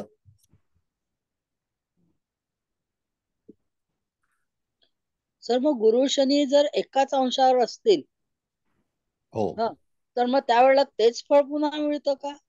हो, पुन्हा तेच मिळेल. कुठल्याही याच्याने गुरुचं आणि शनीचं रिलेशन जे आहे ते सम आहे, म्हणजे तिथे हो वाद नाही. तर हो यदा कदाचित जातकाच्या कुंडलीमध्ये तिथे पुनरागमन जेव्हा होईल गुरुचं तेव्हा सुद्धा जातकाला फलादेश हा निश्चित सापडणार आहे आणि तो अपेक्षित राहावा, अपेक्षा करावी. हा आलं सर. पण त्याच्यामध्ये जर समजा शनीचं भ्रमण असेल तर त्यावेळेला मंगळ असेल तर अपेक्षा करायचं नाही. जसं हो आता शनी मंगळाची युती होती, नंतर मंगळ मीनेला गेला आणि हो राहूच्या असताना राशीमध्ये आणि प्रचंड मोठा भूकंप झालेला बघितलं का तुम्ही? तैवानमध्ये हो फार मोठा भूकंप झाला. हो हे असं का घडतं? त्यावेळेला जो काही प्लॅनेट आहे तो कनेक्ट कुठल्या ग्रहाशी होतो, त्याला कनेक्टिंग कुठल्या ग्रहाशी कनेक्ट होतो त्याप्रमाणे जातकाला फलादेश मिळतो. आता विषय बरं. थोडासा हा ऍडव्हान्स आहे मॅडम, हा बेसिक विषय हो नाही आहे. तर नाही ऍडव्हान्स आहे. विषय असल्यामुळे ताबडतोब लोकांना तो लक्षात येईल असं कठीण आहे, पण तरी सुद्धा शिकत राहा. नाही येत आहे सर लक्षात हळूहळू. हा हा भागवत मॅडम बोला. तर तैवानमध्येच का झाला भूकंप, असं काही त्याचं काय? हा ते मेदनी ज्योतिषच्या बाबतीमध्ये आहे. हा तैवान जे आहे ना, तायपेई हे जे आहे ते आयलँड आहे. हा त्या आयलँड मध्ये खाली काही हालचाली होतात. हा आणि आयलँड कसं आहे की आयलँड, मुंबई सुद्धा आयलँड आहे. हे हा वरती येतो आणि परत खाली समुद्राच्या आतमध्ये असणारं जे आयलँड आहे, हा तर त्या आयलँड मध्ये जातकाला त्या ह्याच्यातून किंवा नदीच्या पात्राच्या जवळपास असणारे जे हम्म काही शहर आहेत तिथे सुद्धा हम्म भूकंप मोठ्या प्रमाणामध्ये होतात. ते मेदनीच्या ह्याच्यामध्ये आपण जेव्हा शिकू ओके. त्याला हा निश्चितच त्याचं ओके उत्तर येईल. हं? Okay okay. त्या भूगर्भामधील हालचाली ज्या असतात, तुम्ही बघा ना, आता जेव्हा मंगळ मिनेला आल्यानंतर राहूच्या सोबत गेला आणि ताबडतोब तिथे हादरा बसला त्या ठिकाणी, कळलं? हो हो. नेक्स्ट, प्रचंड मोठा भूकंप झाला. बर, आता हा कळला तुम्हाला, धनस्थान कळलं. त्याला पहिल्यांदा फळ जे आहे ते मंगळाला मिळणार आहे, त्याच्यानंतर सूर्याला मिळणार आहे, राशीला पण मिळणार आहे, मग दशमे दशमात आहे, षष्ठे षष्ठात आहे. आता असाच गुरु पुढे जाणार, त्यावेळेला त्या ठिकाणी मूळचा गुरु जो षष्ठ स्थानात आहे त्याची दृष्टी सुद्धा रवीवरती म्हणजे त्या राशीवरती आहे. तर तिथे सुद्धा एक वेगळ्या तऱ्हेचा फलादेश जातकाला निश्चितच सापडेल, जेव्हा गुरु हा 26-27 डिग्रीचा त्या गुरुवरती योग करेल तेव्हा. आणि मूळचा गुरु हा किती अंशाचा आहे सावंत मॅडम? 23. 23. मग 23 अंशाला त्या जातकाला सेकंड टाइम पण ऑपॉर्च्युनिटी मिळते, कारण का तो तिथून वक्री येऊन परत तिथे त्याच्यावरून जाणार आहे. कळलं का? असं आहे. कॅमेरा कोणाचा चालू आहे जरा बंद करा.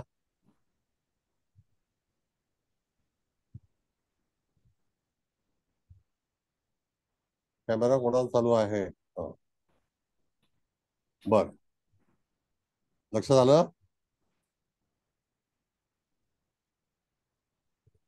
कुलकर्णी हो सर मॅडम कुठे आहेत? आलं लक्षात. कुलकर्णी मॅडम,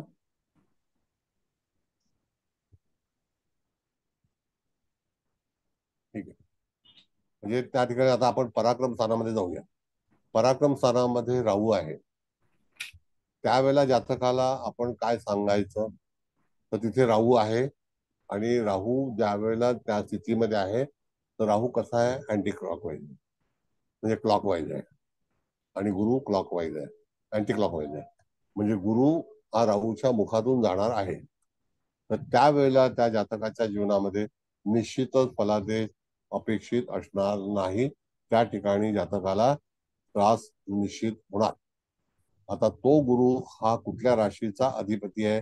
तर षष्ठ स्थानाचा अधिपती आहे, आणि तो तिथे आपण जर पाहिलं तर भाग्यस्थानाचा अधिपती आहे.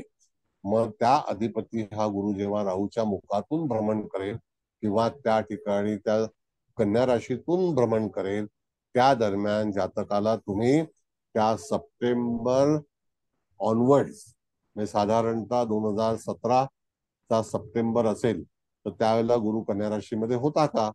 पहा तुम्ही 2017च्या ह्याच्यामध्ये सप्टेंबर महिन्यामध्ये. 2017 जूनला. अरे मॅडम, तुम्ही आले कधी? मी आहे. हा, मग 2017च्या जूनला जेव्हा तिथे जाईल तर त्यावेळेला तो राहूच्या मुखातून जाणार ना.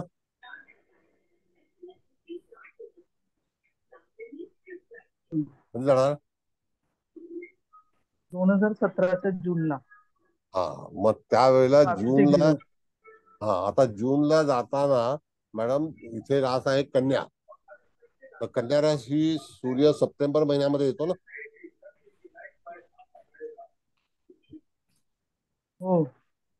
मग सप्टेंबर महिन्यामध्ये तिथे त्या जातकाला फलादेश मिळेल का? तर सप्टेंबर महिन्यामध्ये 7 तारीख, 17 तारीख किंवा 18 तारीख पहा. हो सर, 17 तारीख. आहे का तिथे कन्या राशीमध्ये सूर्य? हो सर, कन्यामध्ये येतो सूर्य. आणि गुरु किती अंशाचा आहे त्यावेळेला? गुरु तोच गेला पुढे. एकदम फास्ट स्पीडने गेला. सर हो. 2016 मध्ये गुरु कन्याला आहे. हा, मग त्यावेळेला 2016चा सप्टेंबर महिना हा त्या 2007 ठिकाणी, 2016चा सप्टेंबर महिना, डिग्रीचा सप्टेंबर गुरु आहे विसरायचा. सर. हा, मग सप्टेंबर विसरायचा नाही, कारण का की सूर्य तिथून भ्रमण करणार तेव्हाच गुरु प्रवेश करणार. सर 7 डिग्रीचा गुरु पण तो आहे गुरु 7 कन्या राशीला. डिग्रीचा आहे. गुरु 7 अंशाचा आहे. हो सर. मग सूर्य जो असेल तो जस्ट अराईव्ह आहे का सिंह राशीमध्येच आहे? Just सर आलाय. कन्यामध्ये जस्ट अराईव्ह आहे. हा, जस्ट अराईव्ह 17 आहे ना. सप्टेंबर. मग हा भाग लक्षात ठेवणं गरजेचं आहे. बघा, कधीही लक्षात घ्या, तुम्हाला सांगतो की ज्या वेळेला गुरु आपल्या दरवाजावरती येतात, सूर्य येतो, त्यावेळेला आपण वंदन करतो की नाही? नाही का? मग जातकाला आपण जेव्हा फलादेश सांगणार आहोत तर त्यावेळेला त्या ठिकाणी कोणत्या वेळेला सूर्य येणार आहे, गुरु पण कधी प्रवेश करणार आहे, हा 6 अंक जो आहे तो सूर्यासाठी 15 सप्टेंबर नंतरच असेल. तर त्याच्या अगोदर जेव्हा सूर्य 29 अंश 28 अंश जेव्हा असेल त्यावेळेला गुरुचा प्रवेश झाला असेल. कळलं? मग तो काढते वेळी तुम्हाला सप्टेंबर महिन्याच्या 12 तारखेच्या दरम्यान किंवा गुरुने 2017 साली प्रवेश केला आहे का हे पहा. सर गुरु प्रवेश 2016 साली झालेला आहे. हा, मग 2016 साली म्हणजे असेल ते, पण ते 12 ऑगस्टच्या दरम्यान झाला आहे का? 12 सप्टेंबर किंवा 10 सप्टेंबर? ऑगस्ट मध्ये झालंय सर. हा, ऑगस्ट. ऑगस्ट मध्ये झालेला आहे. हो. मग ऑगस्ट मध्ये झाला असेल तर त्यावेळेला सूर्य कुठे होता? सिंह राशी. सूर्य आहे 25 डिग्री कर्क राशी. 12 ऑगस्टला सूर्य कर्क राशीत कसा असेल? कुठल्या सर सालातला 00 विचार? डिग्री 2016 00 डिग्री कन्या राशीमध्ये गुरु आहे तेव्हा त्याला सूर्य कुठे सूर्य होता? 25 डिग्री कर्क राशी. हा, मग तेच म्हणायचं आहे. पण तो कन्या राशीचा आपला विषय आहे. हा, आपण आता मग राहूकडे 17 चाललेलो आहोत. तारखेला सूर्याने राशी चेंज केली ना सर, 17 ऑगस्टला. अरे बाळा, बरोबर आहे, हा पण सर मागे आहे ना गुरुच्या. मग तेच म्हणायचं आहे हा की कन्या राशीतला विषय आहे हा, आणि हो, तिथे बरोबर. राहू असल्यामुळे त्या जातकाच्या जीवनामध्ये तसा फलादेश प्राप्त होईल का? यदा कदाचित त्या ठिकाणी राहू वरून गुरु जाणार असेल तर तिथे फसवणूक ही निश्चित होऊ शकते. कळलं का? अशा सूचना ज्या आहेत त्या आपल्याला आपल्या जातकाला द्यायच्या असतात. तुम्हाला ते जे गणित आहे ते कळणं आवश्यक आहे, त्याच्याशिवाय फलित मिळणार नाही. म्हणून गुरु आणि रवीचा हा जो प्रवेश, आता जसं बघितलं तर आज 2 तारखेला उद्या प्रवेश करणार आहे, तर सूर्य हा जो आहे तो 26 अंशाचा आज गेला गुरु दुपारी. आज गेला हो. 1:55 का उद्या येणार? 1:55 नाही आज गेला गुरु. आज ठीक आहे. गेला, प्रवेश मग झाला. आज आपण बघितलं मॅडम, तर आज 1 तारीख आहे, तर 1 तारीखला सूर्य 16 अंशाचा आहे का? हो सर. मग 16 अंशाचा असताना गुरुचा प्रवेश झाला. आता 14 दिवसानंतर तो त्या ठिकाणी वृषभ राशीमध्ये जाईल की नाही सूर्य, आणि गुरुची युती होईल की नाही? तशीच युती जी आहे, आता परत सूर्य सिद्धांताचे नियम बघा.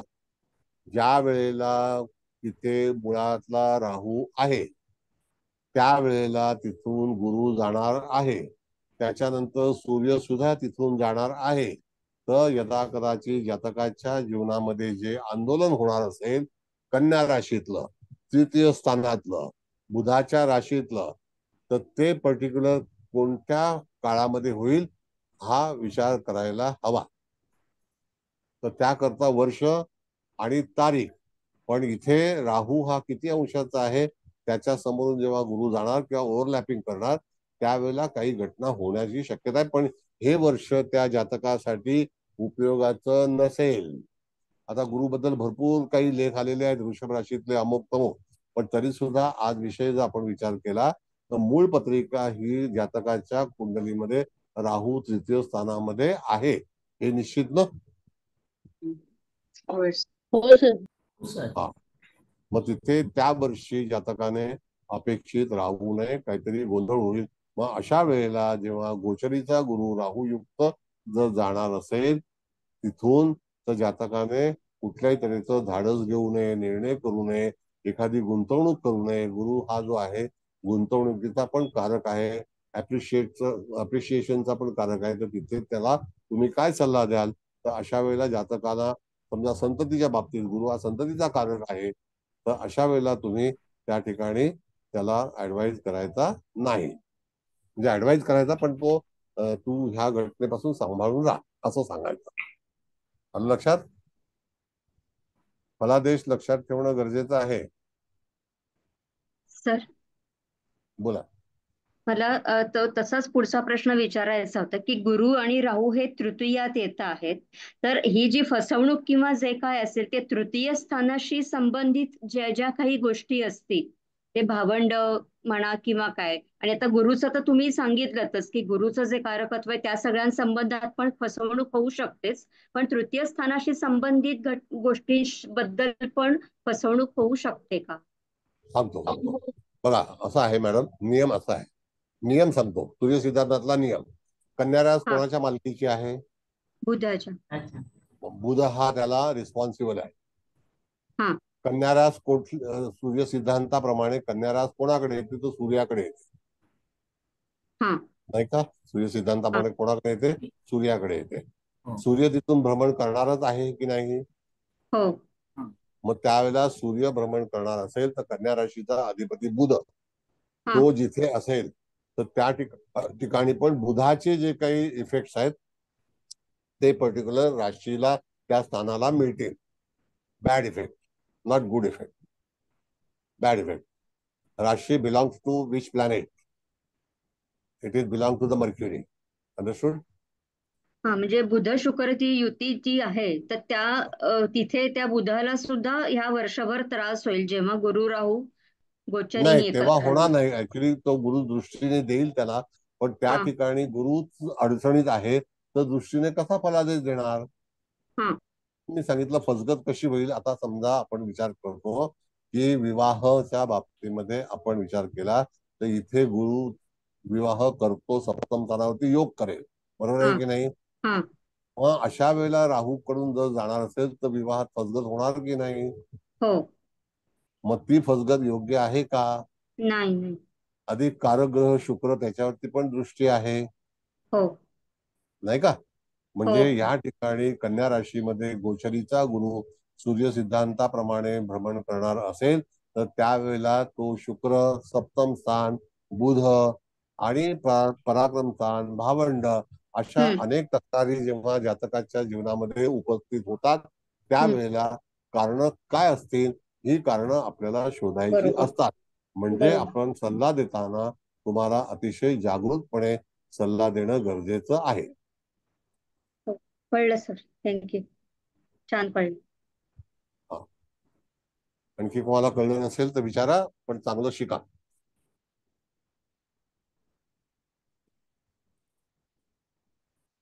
आणि कुठल्याही महागड्या क्लासला प्रवेश घेऊ नका. चव्हाण मॅडम, महागड्या क्लासेस हो बद्दल काही सर, ऍडवाइस करा. अगदी बरोबर. ऍडवाइस करा काहीतरी. हो हो, जाऊ नका, कोणी जाऊ नका, सर आहेत.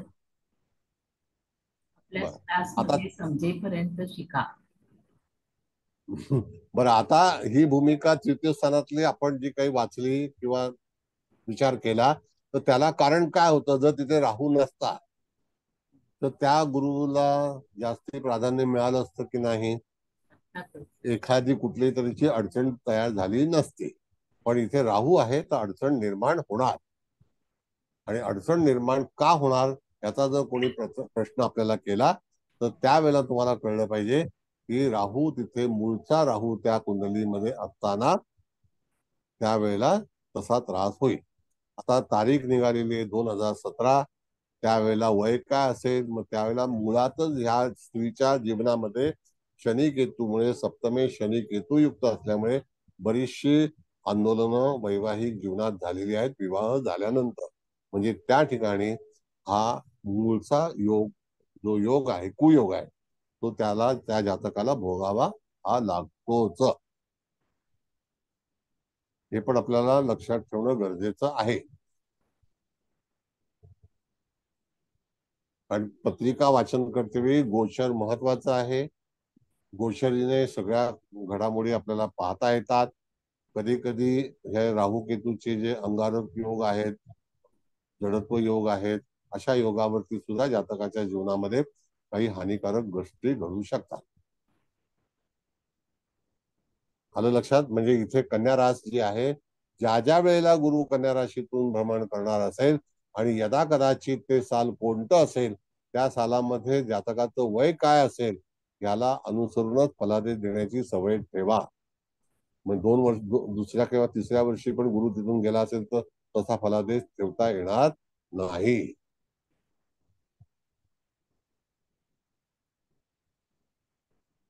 म्हणजे एक तर 8 वर्ष, त्याच्यानंतर 10 वर्ष, 10 नंतर 12, म्हणजे वयाच्या 22व्या वर्षी काहीतरी घटना घडेल की नाही असं तुम्हाला सांगता आलं पाहिजे. आता ती वय कशी काढली आपण? पहिल्यांदा 7 वर्ष जी आहेत, म्हणजे 95 आणि 7, 2002 तर 2003, 96चा जन्म आहे ना, 2003 आणि 12, म्हणजे 2003 नंतर 12 पकडले तर किती होता? 2015. म्हणजे 16-17 तारखेच्या दरम्यान 2017ला जातकाचं जीवन विस्कळीत होईल. त्यावेळेला जातकाचं वय काय असेल? तर 19 वय असेल, 20 वय असेल. बघा, मग तुम्हाला मूळ कुंडलीला जेव्हा सल्ला द्यायचा असेल तर त्याला तुम्ही जातकाला सावधान पवित्रा देऊ शकता. हा भागवत मॅडम बोला. तर सप्तमेश केतूनी बिघडला आहे म्हणून विवाह झाल्यानंतर आंदोलन, पण विवाह नाही झाला तर तोपर्यंत काही आंदोलन होणार नाही. आता आणि सांगतो जर तुम्हाला. हा बोला बोला बोला, विचार जर तो पूर्ण. केतुयुक्त म्हणजे तो नुसताच असता तिकडे सप्तमेश, तरी सुद्धा आंदोलन वगैरे अशी काही झाली नसती, म्हणजे एक नॉर्मल राहिलं असतं असं आपण म्हणू शकतो. पण विवाहानंतर भाग्योदय अशा प्रकारचं जर आपल्याला फलादेश हवा असेल तर तेव्हा तो सप्तमेश कशा पद्धतीने असायला पाहिजे? बरं, आता सप्तमेश हा ग्रह जर व्यवस्थित कुंडलीमध्ये असेल, तो कोण आहे त्याच्यावरती आहे. आता आपण असा विचार केला की सप्तमेश एकटा जर त्या भाग्यस्थानामध्ये आहे आणि तो मीन राशीमध्ये आहे, तर एक नियम असा आहे की गुरु किंवा शनी, शनी हा गुरुच्या राशीमध्ये, एक तर तो धनु राशीमध्ये किंवा मीन राशीमध्ये असेल आणि तो एकटा असेल, बिघडलेला नसेल, म्हणजे बिघडणं म्हणजे युतीमध्ये, दृष्टीमध्ये, राहू केतूच्या युतीमध्ये, मंगळाच्या युतीमध्ये जर सप्तमेश शनी म्हणून जर तिथे असेल तर तुम्हाला विवाहानंतर प्रश्न तयार होतील.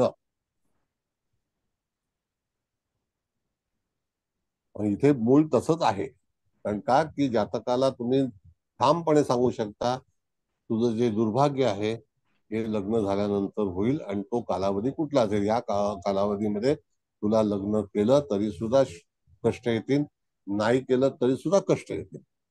आता नाही केल्यानंतर सुद्धा कष्ट म्हणजे काय? जातकाला आवड असते लग्न करून पाहावं, मग त्याला पण लग्न न होणं हा सुद्धा एक दुःखाचा भाग आहे ना. बरोबर.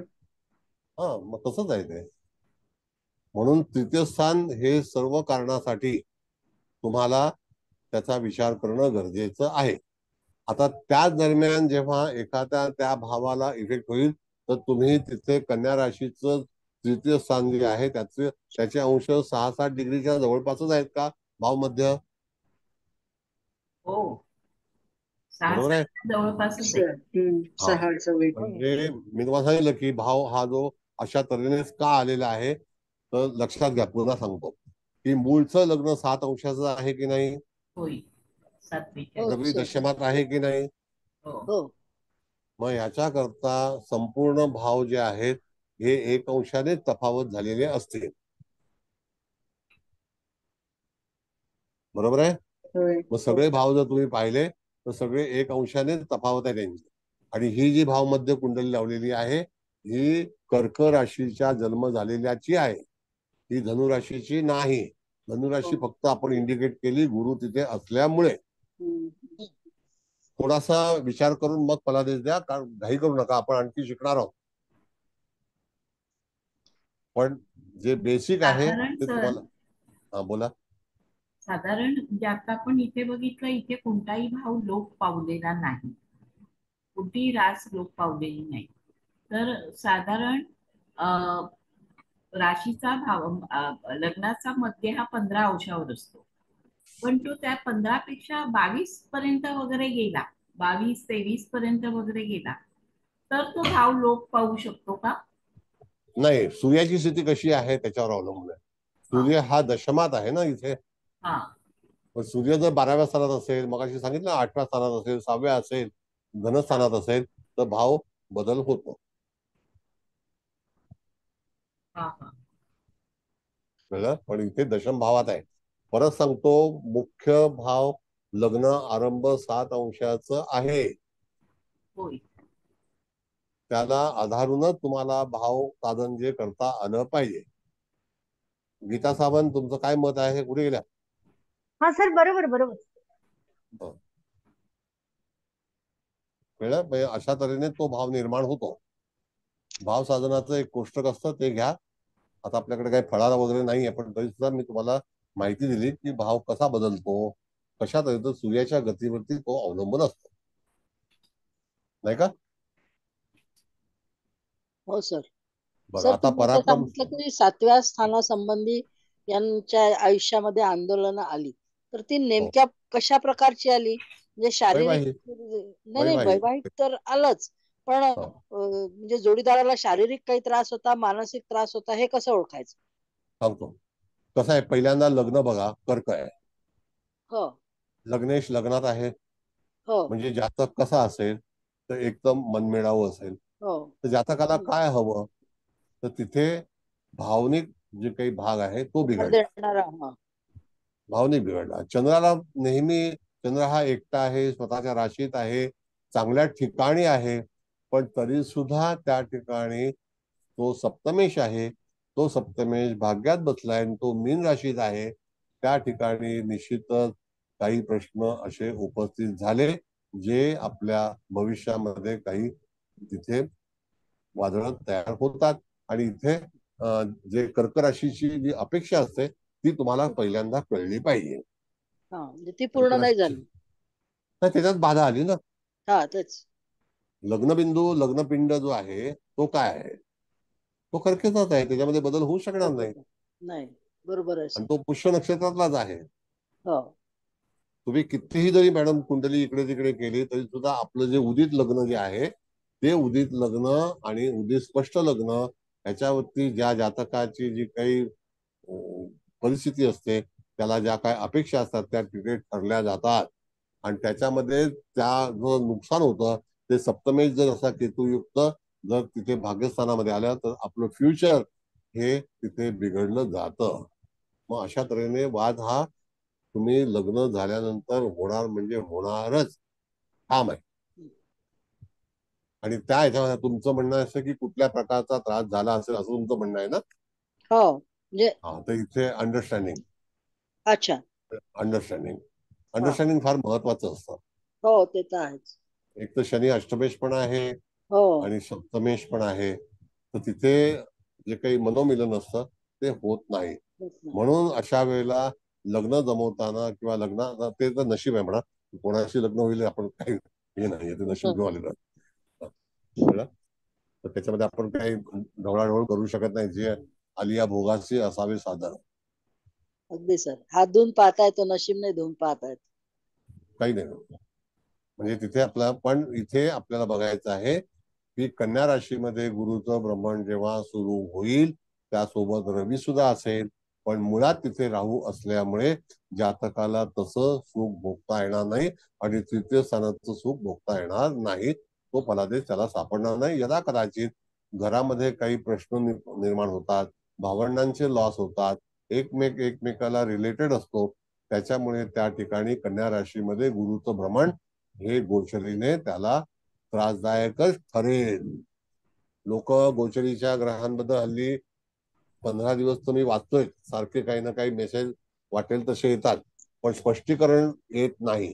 नुसतं ह्या राशीला काय देईल, त्या राशीला काय देईल, मोठमोठी व्याख्यानं ठेवतात, सगळं ठेवतात, पण नेमकी पत्रिका असल्याशिवाय तुम्हाला त्याचं जे फलादेश आहे तो करता येणार नाही. काय पुरुष अगदी मंडळी बरोबर काय आहे. बोलतच नाही.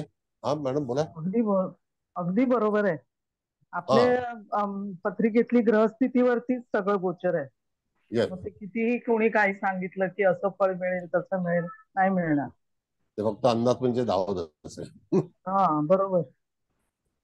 तसं करता येत नाही.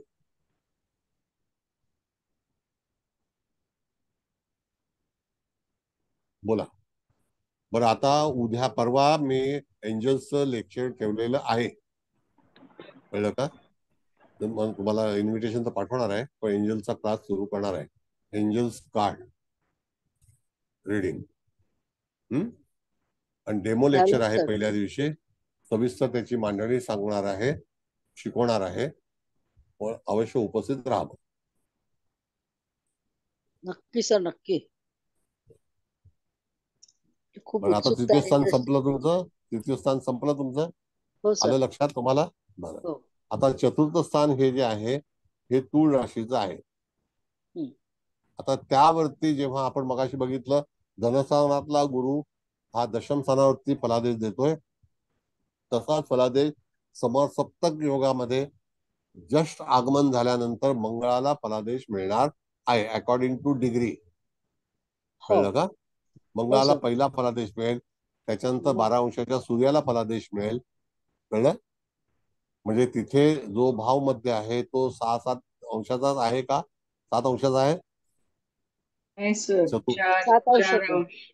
नाही नाही, चतुर्थ भाव ना. चतुर्थ भाव 4 अंश 4 अंश. 49 आहे ना. 4:49. बरं, आता दशम भाव काय, मग त्याच्यापुढे 10 आहे का? 4 आहे का? हो, 4:49 आहे. म्हणजे दशम भाव चतुर्थ भाव हे समोरासमोर जेव्हा येतात तर त्यावेळेला तिथे त्यांचे अंश 4 आहेत. म्हणजे आता बघा, फलित देते वेळी चतुर्थ स्थानाचं फलित भाव मध्याला लवकर मिळेल, कारण का तो 4 अंशाचा भाव आहे आणि 4 अंशाचं दशम स्थान पण आहे. हो सर. आणि 1 अंशाचा मंगळ आहे.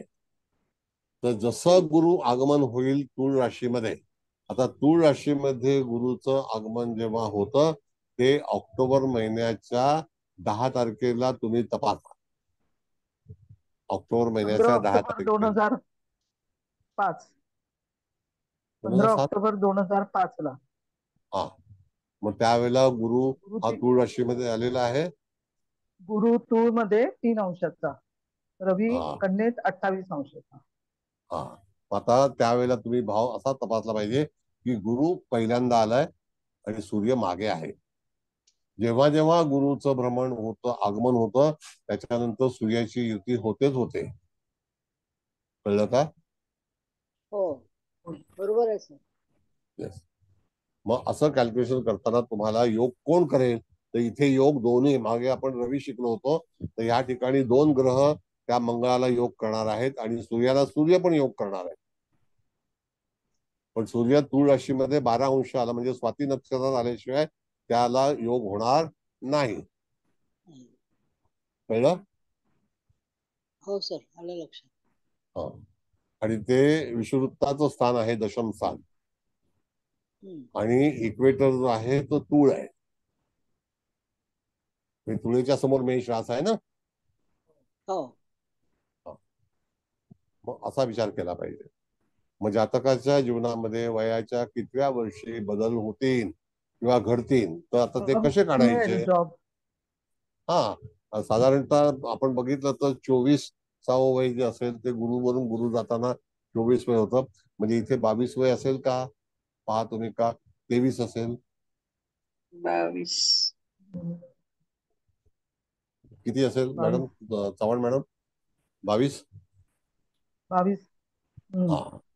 म्हणजे जातकाचं समजा चतुर्थ स्थान जेव्हा ऍक्टिव्ह होईल तर ते ऍक्टिव्ह कशासाठी असतं? घरदार विकत घेणं, चतुर्थ स्थानासंदर्भातील काही गोष्टी होणं, काही गोष्टी त्याला फलदायी असणं. चतुर्थ म्हणजे जे सुखाचं स्थान आहे, त्याच्यातून गुरु जे धर्म त्रिकोणातला गुरु आहे हा, अशा वेळेला तुम्हाला यदा कदाचित एखादी तीर्थयात्रा होऊ शकते. गुरुची 9वी दृष्टी जी आहे ती 12व्या स्थानावरती होईल. तिथे मिथुन रास आहे, म्हणजे दोन्ही वायू तत्व जे आहेत तुम्हाला त्या ठिकाणी तूळ रास, कुंभरास आणि मिथुन रास ह्याच्यावरती त्याची दृष्टी असेल की नाही बघा तुम्ही. तूळ हो राशीतून सर भ्रमण आहे. आहे ना. हा, मग ती हो दृष्टी सर. पाहताना 12वं स्थान ऍक्टिव्ह, तर 12वं स्थान हे कदाचित त्या ठिकाणी हा धर्म त्रिकोण आहे. तर चांगल्या गोष्टी जातकाच्या जीवनामध्ये घडू शकतील. मग गुरुचे जे फलादेश आहेत, आर्थिक फलादेश आहेत, वैयक्तिक म्हणजे संसारातील काही संततीच्या बाबतीमध्ये असेल तर तुम्हाला फलादेश देता येतं. मंगळ हा भ्राताकारक आहे. यदा कदाचित जो काही त्यांचा भावंड अडचणीत असतील तर मंगळावरती जेव्हा योग होईल त्यावेळेला भावंडांचा प्रश्न असेल तर त्या प्रश्नाचं उत्तर कसं द्यायचं.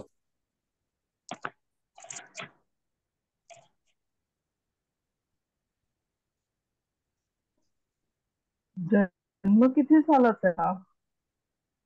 96 96 का 95 आहे? 96 96.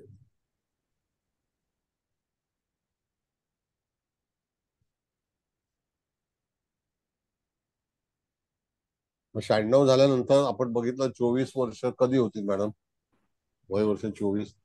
मग इथे 22व्या वर्षी घटना घडेल का?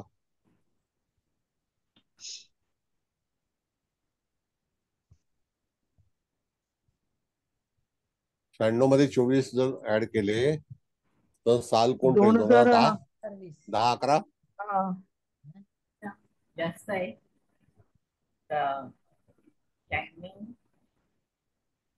96 मध्ये 24 2020 घातले, येईल ना? 20 येईल ना? 2020 ना. 20 येणार 20. 2020 ला तुळेला गुरु होता का? आता जवळच होतं बघा तुम्ही.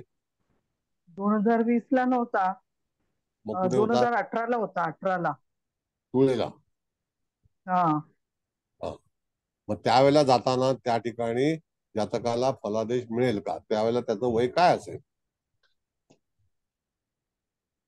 पण तूळ राशीमध्ये गुरु आल्यानंतरच जातकाच्या जीवनामध्ये बदल घडेल आणि तो चांगला असेल. 22 वर्ष असेल ना सर? हा, मग 22 वर्ष बदल घडेल ना. जातक स्त्री आहे, जॉब मिळेल 22 वर्ष. जॉब मिळेल म्हणजे दशम स्थान ऍक्टिव्ह होईल ना. रवी ऍक्टिव्ह होईल, मंगळ ऍक्टिव्ह होईल. रवी म्हणजे धनस्थानाचा कारक आहे, तो कुटुंबाचा कारक आहे त्या ठिकाणी. मग तसाच योग जो आहे तो पूर्णपणे आपण जर बघितला तर पुढच्या वर्षी चंद्रावरती योग करणार असेल वृश्चिकेला जेव्हा गुरु जाईल त्यावेळेला वयाच्या 23व्या वर्षी. अशा तऱ्हेचं जे कॅल्क्युलेशन आहे ते तुम्हाला गोचरीचा सूर्य सिद्धांतामध्ये सांगता आलं पाहिजे. पण राहू ग्रहावरून जेव्हा जाईल गुरु त्यावेळेला तुझे अपेक्षा ठेवता येणार नाही. जर काही समजा केलं तर त्या ठिकाणी निश्चितच तुम्हाला त्याच्यातून वाद निर्माण होईल, त्रास होईल, संकट येतील किंवा घालवलं जेव्हा जातं, मिळवलेलं जातं तेव्हा पण असे संकेत असतात.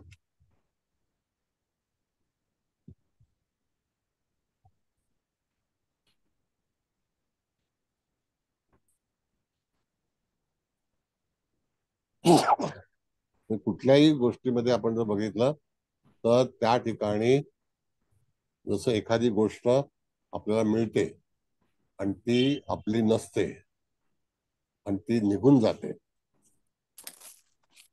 त्याला पल म्हणतात. म्हणजे काही क्षणासाठी म्हणून ती गोष्ट आलेली असते. आणि एक लक्षात घ्या, जीवनामध्ये जे काही मिळवलेलं असतं ते देण्यासाठीच असतं.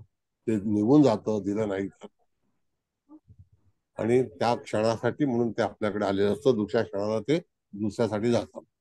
प्रत्येक गोष्ट ही आपल्या याच्यामध्ये ठरलेली आहे. आवाज करायला परवडेल आपल्याला. सकाळी उभं करून आवाज, अरे कोण आहे मॅडम, जरा आवाज चेक करा. सरतळेकर मॅडम. कोण? तळेकर, प्रतिभा सॉरी तळे. Sorry sorry sorry sir, sorry sir. बरं, ठीक आहे. आलं का लक्षात? सर केतूवरनं जाताना काय होईल मग? केतू जाताना पण त्रास होईल. ओके. म्हणजे पहिली गोष्ट म्हणजे केतू हा शनीमुळे, शनी आणि केतूची युती आहे आणि तो हो. सप्तमेश अष्टमेश एकत्र आलाय, म्हणजे ती दुःख ते हे ठरलेली आहेत.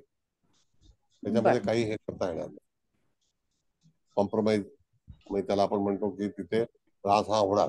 म्हणजे जातकाच्या जीवनामध्ये जे काही मिळवलेलं आहे ते कदाचित क्षणिक असतं, त्यावेळेला ते निघून जातं आणि कुठलीही गोष्ट जी आहे ती जास्त दीर्घकाळ थांबत नाही. चालेल, थँक्यू सर. पुढे कोणतीही गोष्ट तुम्ही जर विचार केला तर त्या ठिकाणी ती थांबत नाही, ती निघून जाते. जसा दिवस उजाडतो, येणारा दिवस आहे तसा जाणारा पण आहे, गेलेला पण आहे, येणारा पण आहे, पण तो परत जाणारा पण आहे. जसा रविवार येतो तर मग आपण आपण वाट आता पाहतो. शनी आणि केतू म्हणजे सर्वोच्च त्याग करावा लागेल या स्त्रीला नाही, केतूमुळे. सर्वोच्च नाही, पण काही डिफिकल्टी तयार होते. आता कधी कधी काय असतं माहिती, ह्या ज्या पिढ्या असतात ना मॅडम, ह्या हा. पिढ्या आपल्याकडे अशा सांगितलेल्या आहेत की ह्या भोगाव्यात लागतात. तर त्या अच्छा. ठिकाणी त्या कुठल्या माध्यमातून उपस्थित होतील काही सांगता येत नाही. काही सांगता येत नाही. हा. म्हणजे काहीही प्रश्न उपस्थित होऊ शकतात. मग अशा वेळेला तुम्हाला एखादा प्रश्न जर काही सतावत असेल आणि तुमच्याकडे जातक जर आला तर त्यावेळेला तुम्हाला त्या जातकाला सूचना देता आली पाहिजे की बाबा रे, तुझ्या जीवनामध्येच हे असं आहे, तर त्याला आपण काही करू शकत नाही आणि थोडा वेळ वाट पहा आणि कालांतराने तुझे हे प्रश्न जे आहेत ते सुटतील. मग त्यावेळेला तुम्ही त्याच्याकरता जप वगैरे जे काय आहे ते तुम्ही सुचवा, जे काय असेल ते. आलं लक्षात सर. तर शनी केतूची युती किंवा राहू शनीची युती ही जातकाला कधी ना कधीतरी अडचणी, म्हणजे ही जी युती आहे राहू मंगळ, राहू बुध, राहू शुक्र, राहू शनी, केतू शनी, ह्या तुम्ही आवर्जून पहा.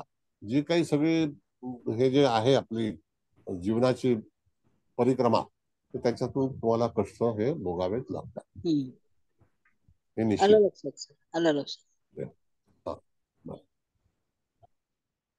सर मग एखादा ह्याच्यामध्ये प्रसंग जेव्हा दशेचा येतो, काय म्हणता? ह्याच्यामध्ये दशेचा विचार करायचा नाही का मग?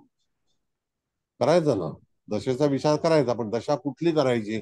आता समजा जर शुक्राची दशा असेल किंवा केतूची दशा असेल, शनीची दशा असेल. आता शनीची 19 वर्ष आहे, गुरुची 16 वर्ष आहे, बुधाची 17 वर्ष आहे, शुक्राची 20 वर्ष आहे. मग आता तुम्हाला 20 वर्ष तसा बेनिफिट मिळणार आहे का? नाही. मग त्यावेळेला तुम्हाला गोचरीचा ग्रह हा फलादेश देणार आहे, पण मूळचे जे काही दोष असतात, मग कधी कधी लहानपणी आजार पण असतो माणसाच्या जीवनामध्ये, ते सुद्धा एक प्रकारचा भोग असतो ना. आता शनी म्हणजे हाडाचं दुखणं असेल तर ते सुद्धा येऊ शकतं. तुझ्या युतीमध्ये हाडांचं दुखणं तयार होतं, कॅल्शियम कमी होतं, असं आहे. हो, थँक्यू. तुम्हाला अशा तऱ्हेने फलादेश करता आला पाहिजे. पुरुष मंडळी कोण नाही का प्रश्न विचारायला?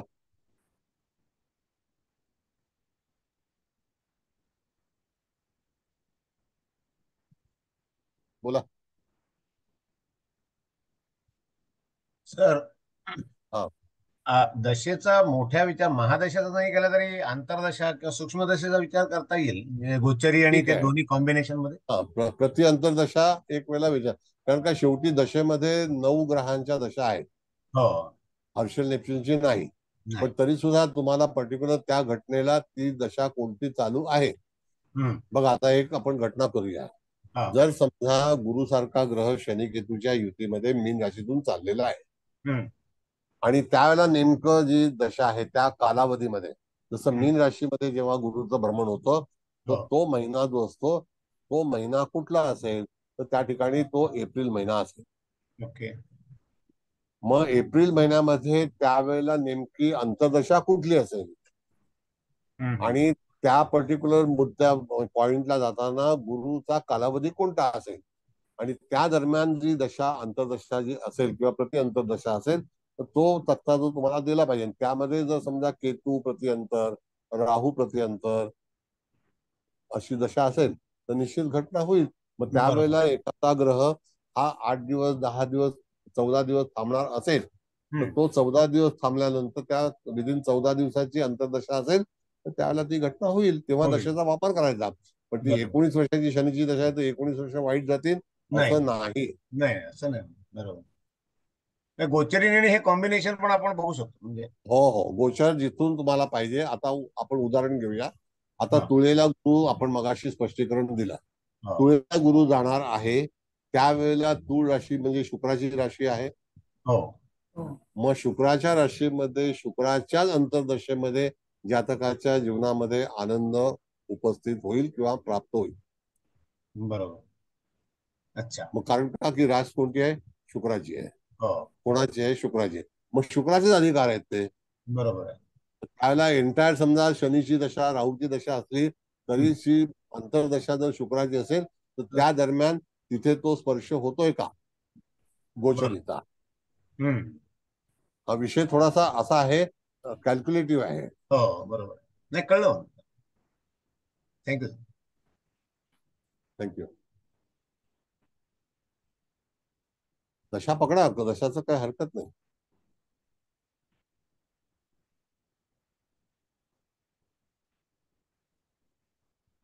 असं तर दशामध्ये जर बघितलं ना जोगळेकर साहेब तर आजचा रवी जो आहे तो दशमातून चाललेला आहे मेष राशीला असं समजा, कर्क राशीच्या तर त्या ठिकाणी मेष राशीचीच अंतर्दशा तुम्हाला सूर्य सिद्धांतामध्ये पाहिजे.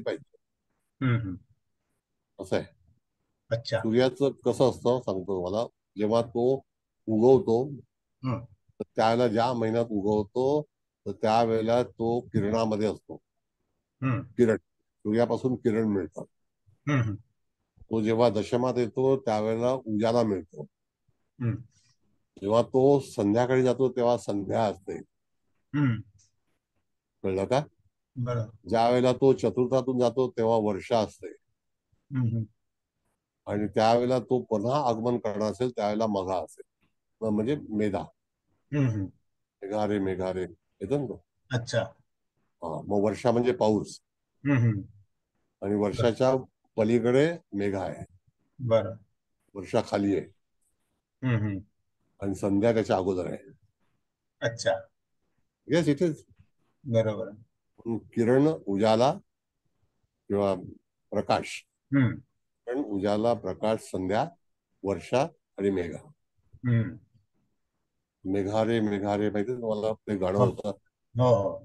कालिदासाने लिहिलं होतं. मत जा तू परदेश. म्हणजे ढगाला पुढे जाऊ नकोस. बरोबर. तो ढगाच्या आड असतो त्यावेळेला. वर्षा जेव्हा असते खाली त्यावेळेला सूर्य मेघामध्ये असतो. मेघा पण म्हणजे ढगाला म्हटलेलं आहे. मेघ गर्जना.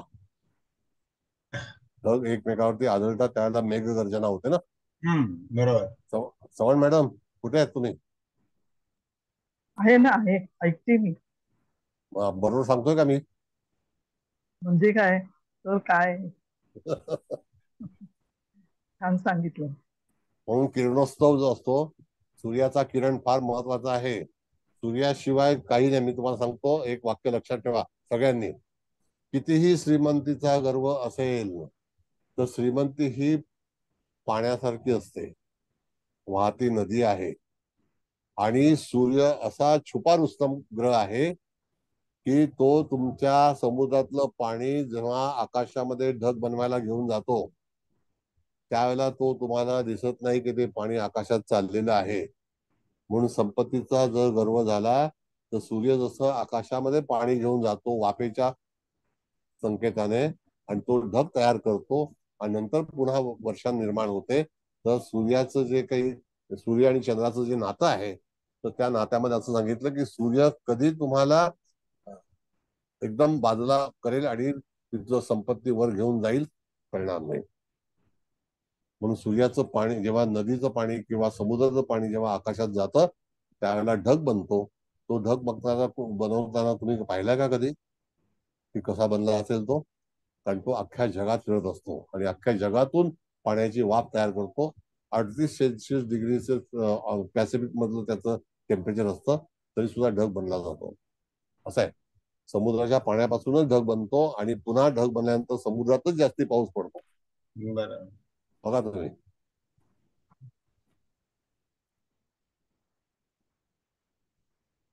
मग त्याला घटी आणि पळे असं म्हटलेलं आहे ना. पल जे असतं, पल म्हणजे क्षण, क्षणिक आहे सगळं, काही आपलं नाही, काहीच आपलं नाही. कल आने वाला है, कल जाने वाला है, रुकने वाला नहीं है. 100% बरोबर आहे सर. येस, कुठली गोष्ट दीर्घकाळ थांबत नाही, त्याच्यामध्ये सतत बदल होत असतो. शनिवार नंतर रविवार हा येणारच आहे, शनिवार थांबणार नाही, उगवता वार दुसरा असेल. असं आहे. अशा तऱ्हेने तुम्हाला तुमची कुंडली जेव्हा वाचायची असेल त्यावेळेला हा सगळा आधार घेतला पाहिजे. किरण के बाद में उजाला, किरण के बाद में किरण के बाद में उजाला, उजाला के बाद में संध्या, संध्या के बाद में वर्षा और वर्षा के बाद में मेघा. अगदी बरोबर आहे सर. आणि ही सगळी स्त्रियांची नाव आहेत जी आता तुम्हाला मी सांगितली ती. हो हो. स्त्री जातक, पुरुष जातक, असं आहे. सूर्याशिवाय काही नाही. बर ठीक आहे, आता बराच वेळ झालेला आहे. आणखी तुम्हाला विषय कळला का? हा पहिला भाग आहे. हो सर, अप्रतिम झाला आजचं लेक्चर, खूप सुरेख, छान समजलं आजचं. Very good. म्हणजे गोचर तुम्हाला प्रामुख्याने कुठे अप्लाय करायचं. आता आपल्याकडे फक्त आज 4च स्थानं झाली. आता विचार करा की 12 स्थानाचं हे करते वेळी तिथे जशी पत्रिका असेल तशी पत्रिका आपल्याला भावमध्यानुसार आणि ग्रहानुसार ती वाचायची आहे. चव्हाण मॅडम, तुमचा अभिप्राय पहिला, मग हळदणकर मॅडम देतील. तुम्ही उशिरा आलात, जरा लवकर या ना जरा. आम्ही दप्तर बिप्तर घेऊन बसलेलो असतो इथे. बोला. कोण येतात नेमके? अरे फोन बात करा आम्हाला, आम्ही फोन स्विच ऑफ करतो. मी कधीच फोन चालू ठेवत नाही. जे आले असतील त्याला नंतर करतोय. आणि हल्ली मला काही जास्ती फोन येत नाही. तर हे आता तुम्ही सांगितलं, हे किरण, वर्षा, संध्या, ही नावं चांगली आहेत काय स्त्रीला? आता ती संध्या ही जे नाव आहे ते तिथे हानिकारक आहे. हानिकारक आहे ना संध्या? दुःख आहे ना? दुःख आहे. संध्या वैवाहिक एकाकी, संध्या एकाकी आहे. नैराश्य. संध्या एकाकी, संध्या नाव आहे. म्हणून किरण नाव सर, बघा. अक्षर ज्योतिष कधी घेणार सर तुम्ही? काय कुलकर्णी मॅडम. आता किरण ती आहे ना ह्याची बायको, अनुपम खेरची. अनुपम खेरची. अनुपम खेरची किरण आहे. ती कशी राईज झाली बघितलं तुम्ही? किरण नाव हे रायझिंग मध्ये असतात. म्हणून सूर्य उगाचं ताना जे किरण असतं ना ते किरण असतं. सर, रजनी नाव पण चांगलं नाहीये ना, म्हणजे रात्रीचं नाव आहे. तर घ्या ना लवकर, आम्हाला अक्षर ज्योतिष, आम्ही खूप उत्सुक आहोत सर शिकायला ते. घेऊया. आता पहिला जे कार्यक्रम आहेत ते पहिल्यांदा करूया. तुम्ही निश्चित उत्तम ज्योतिषी होणार सगळे, एवढं नक्की. चव्हाण मॅडम झाले सर सगळे. व्हायलाच पाहिजेत, नाही तर एवढं कष्ट काय उपयोग. कुलकर्णी मॅडम किती हुशार झाले, त्यात प्रश्न नाही. मॅडम का चेष्टा करताय अहो माझी? नाही, सगळेच हुशार आहे. तुमच्या उत्तरावरनं प्रश्नावरनं कळतं ना. हुशार आहेत सगळे. सगळे कुलकर्णी हुशार असतात. आपल्याकडे जेवढे कुलकर्णी होते तेवढे हुशार. आपले ते कुलकर्णी हल्ली येत नाहीत.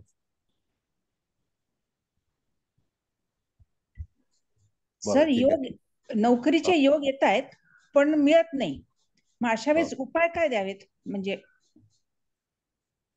उपाय उपाय चव्हाण मॅडमला विचारा. उपाय मी नाही शिकवत. बरोबर, चालेल. उपाय चालेल चालेल, थँक्यू. चव्हाण मॅडम अभिप्राय द्या. चला. हो हो सर, अतिशय सुंदर झालं सर लेक्चर. नुसतंच ज्योतिष नाहीये, इतर ज्ञान पण तुम्ही भरपूर देता. भूगोल पण चांगलं सांगता, भौगोलिक स्थिती जी आहे ती चांगली सांगता, रवीचं भ्रमण कसं असतं तेही चांगलं सांगता, समुद्राच्या पाण्याने ढग बनतो समुद्रात, ते सगळं व्यवस्थित मस्त एकदम सुंदर सांगितलं सर तुम्ही.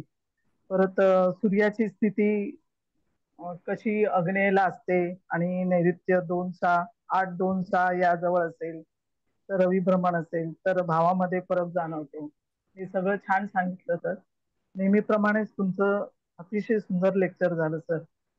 आणि धन्यवाद सर, खूप छान, खूप छान. थँक्यू, धन्यवाद. आणखी काय आता आपल्या ह्या मॅडम सांगतील, हळदणकर मॅडम.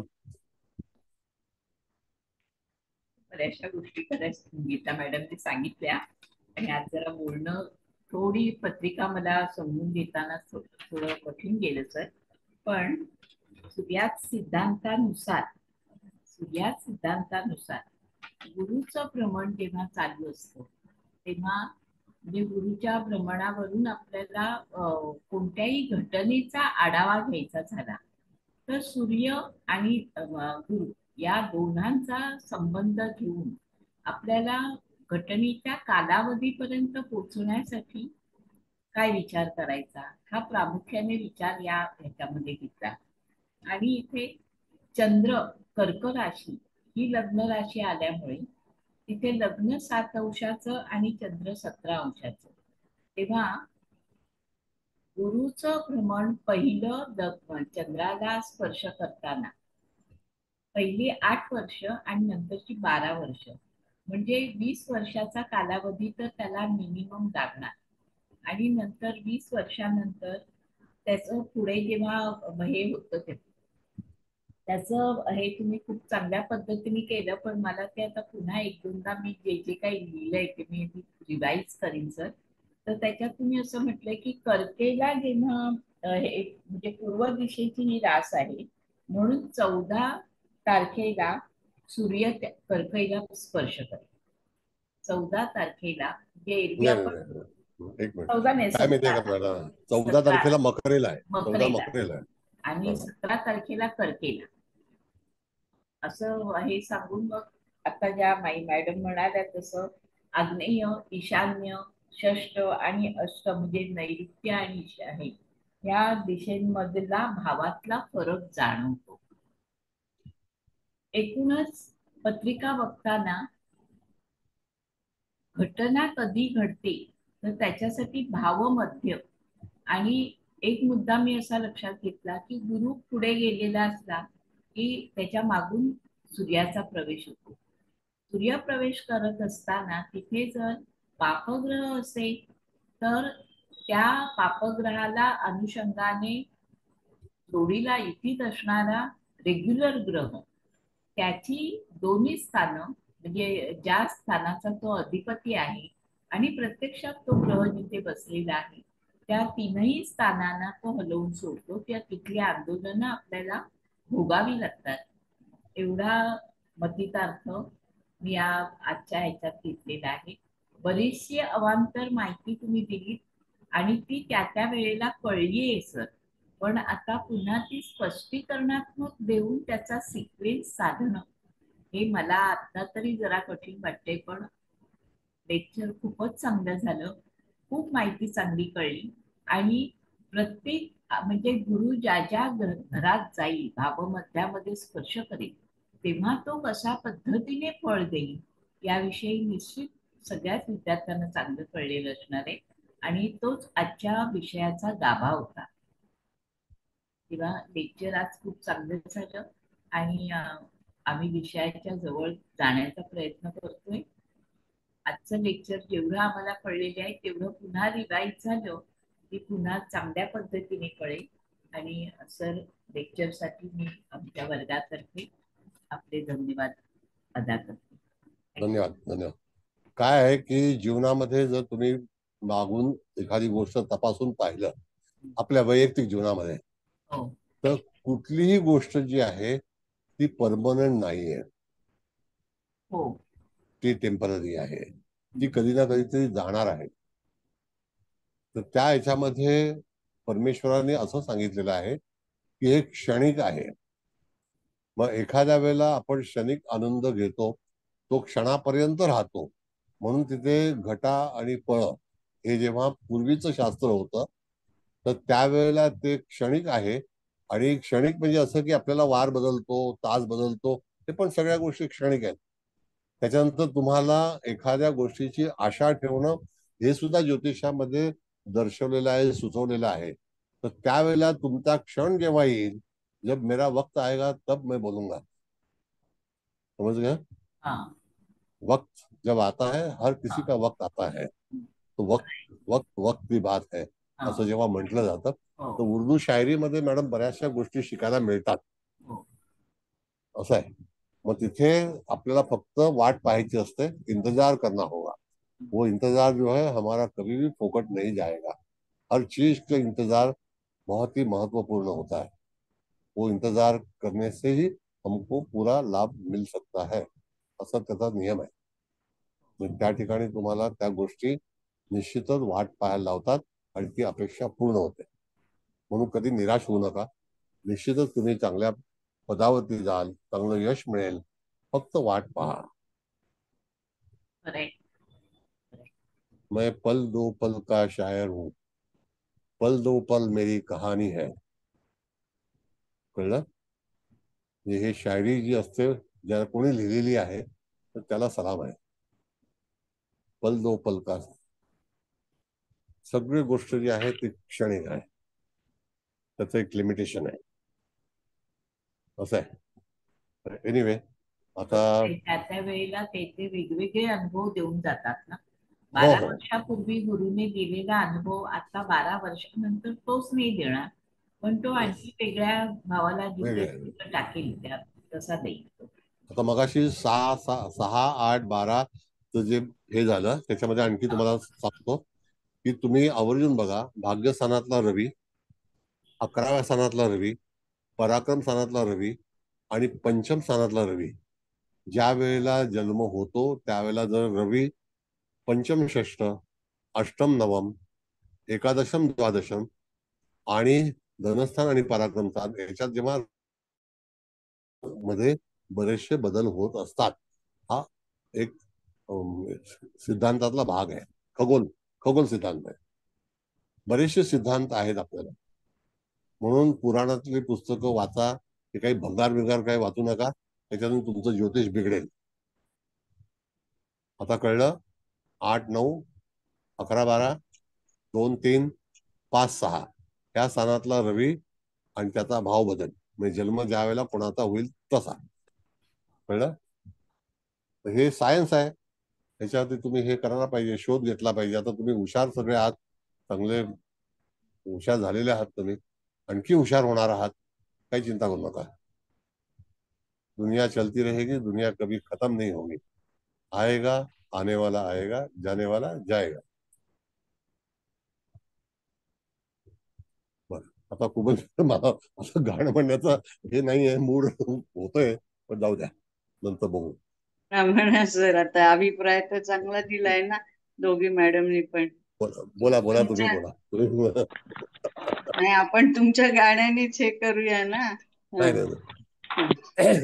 ठीक आहे, चला. सर तुम्हाला नमस्कार. चव्हाण मॅडम तुम्हाला पण नमस्कार. आणि हादनकर मॅडम, तुम्ही दोघींनी पण छान अभिप्राय दिल्या, त्याबद्दल तुमचे धन्यवाद. आता मी अजून जास्त काय सांगणार आहे. आधी आम्हाला सर थोडस हेच झालं, हादनकर मॅडम म्हणतात, पण नंतर आलं सगळ्यात छान. म्हणजे तुम्ही आता आपण डायरेक्ट ह्याला सुरुवात करूया. म्हणजे ज्यावेळेस हा कोण गुरु धनस्थानातून जाईल, म्हणजे सिंहेतून जाईल, मग त्याचा आपण भावामध्ये बघितला, तो 6°44 म्हणजे कला आहे. आणि मग त्याचा सगळ्यात आधी फलादेश कोणाला मिळेल तर मंगळाला, कारण मंगळ एकच अंश आहे म्हणून. आणि मग नंतर बाकीचे फलादेश मिळतील.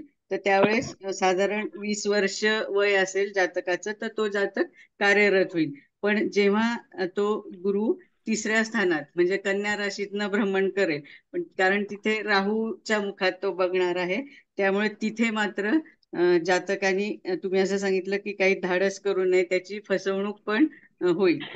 पण तिकडनं मात्र जेव्हा तुळेत जाईल म्हणजे गुरु म्हणजे भ्रमण करत करत, तर त्यावेळेस जातकाला चांगले फलादेश मिळतील, कारण त्याच्या समोरच म्हणजे सूर्य पण आहे, मंगळ पण आहे, त्याच्या दृष्टीचा पण फलादेश चांगला मिळेल. आणि एकंदरीत तुम्ही त्याला म्हणजे कुठल्या बाबतीत अडचणी येतील ते सांगितलं, कारण त्याचा सप्तमेश शनी मीन राशीत केतू बरोबर बसलेला आहे, त्यामुळे बाकीचं जरी सगळं छान असलं तरी जातकाला वैवाहिक आंदोलन त्याच्या आयुष्यात होतील असं सांगितलं. आणि ज्यावेळेस तुळेतनं जाईल तेव्हा त्याला दशम स्थानाचा समोर आहे म्हणून फलादेश तर मिळेलच, शिवाय 12व्या स्थानाचं पण मिळेल, कारण तिथे पण तो गुरु म्हणजे दृष्टी टाकेल.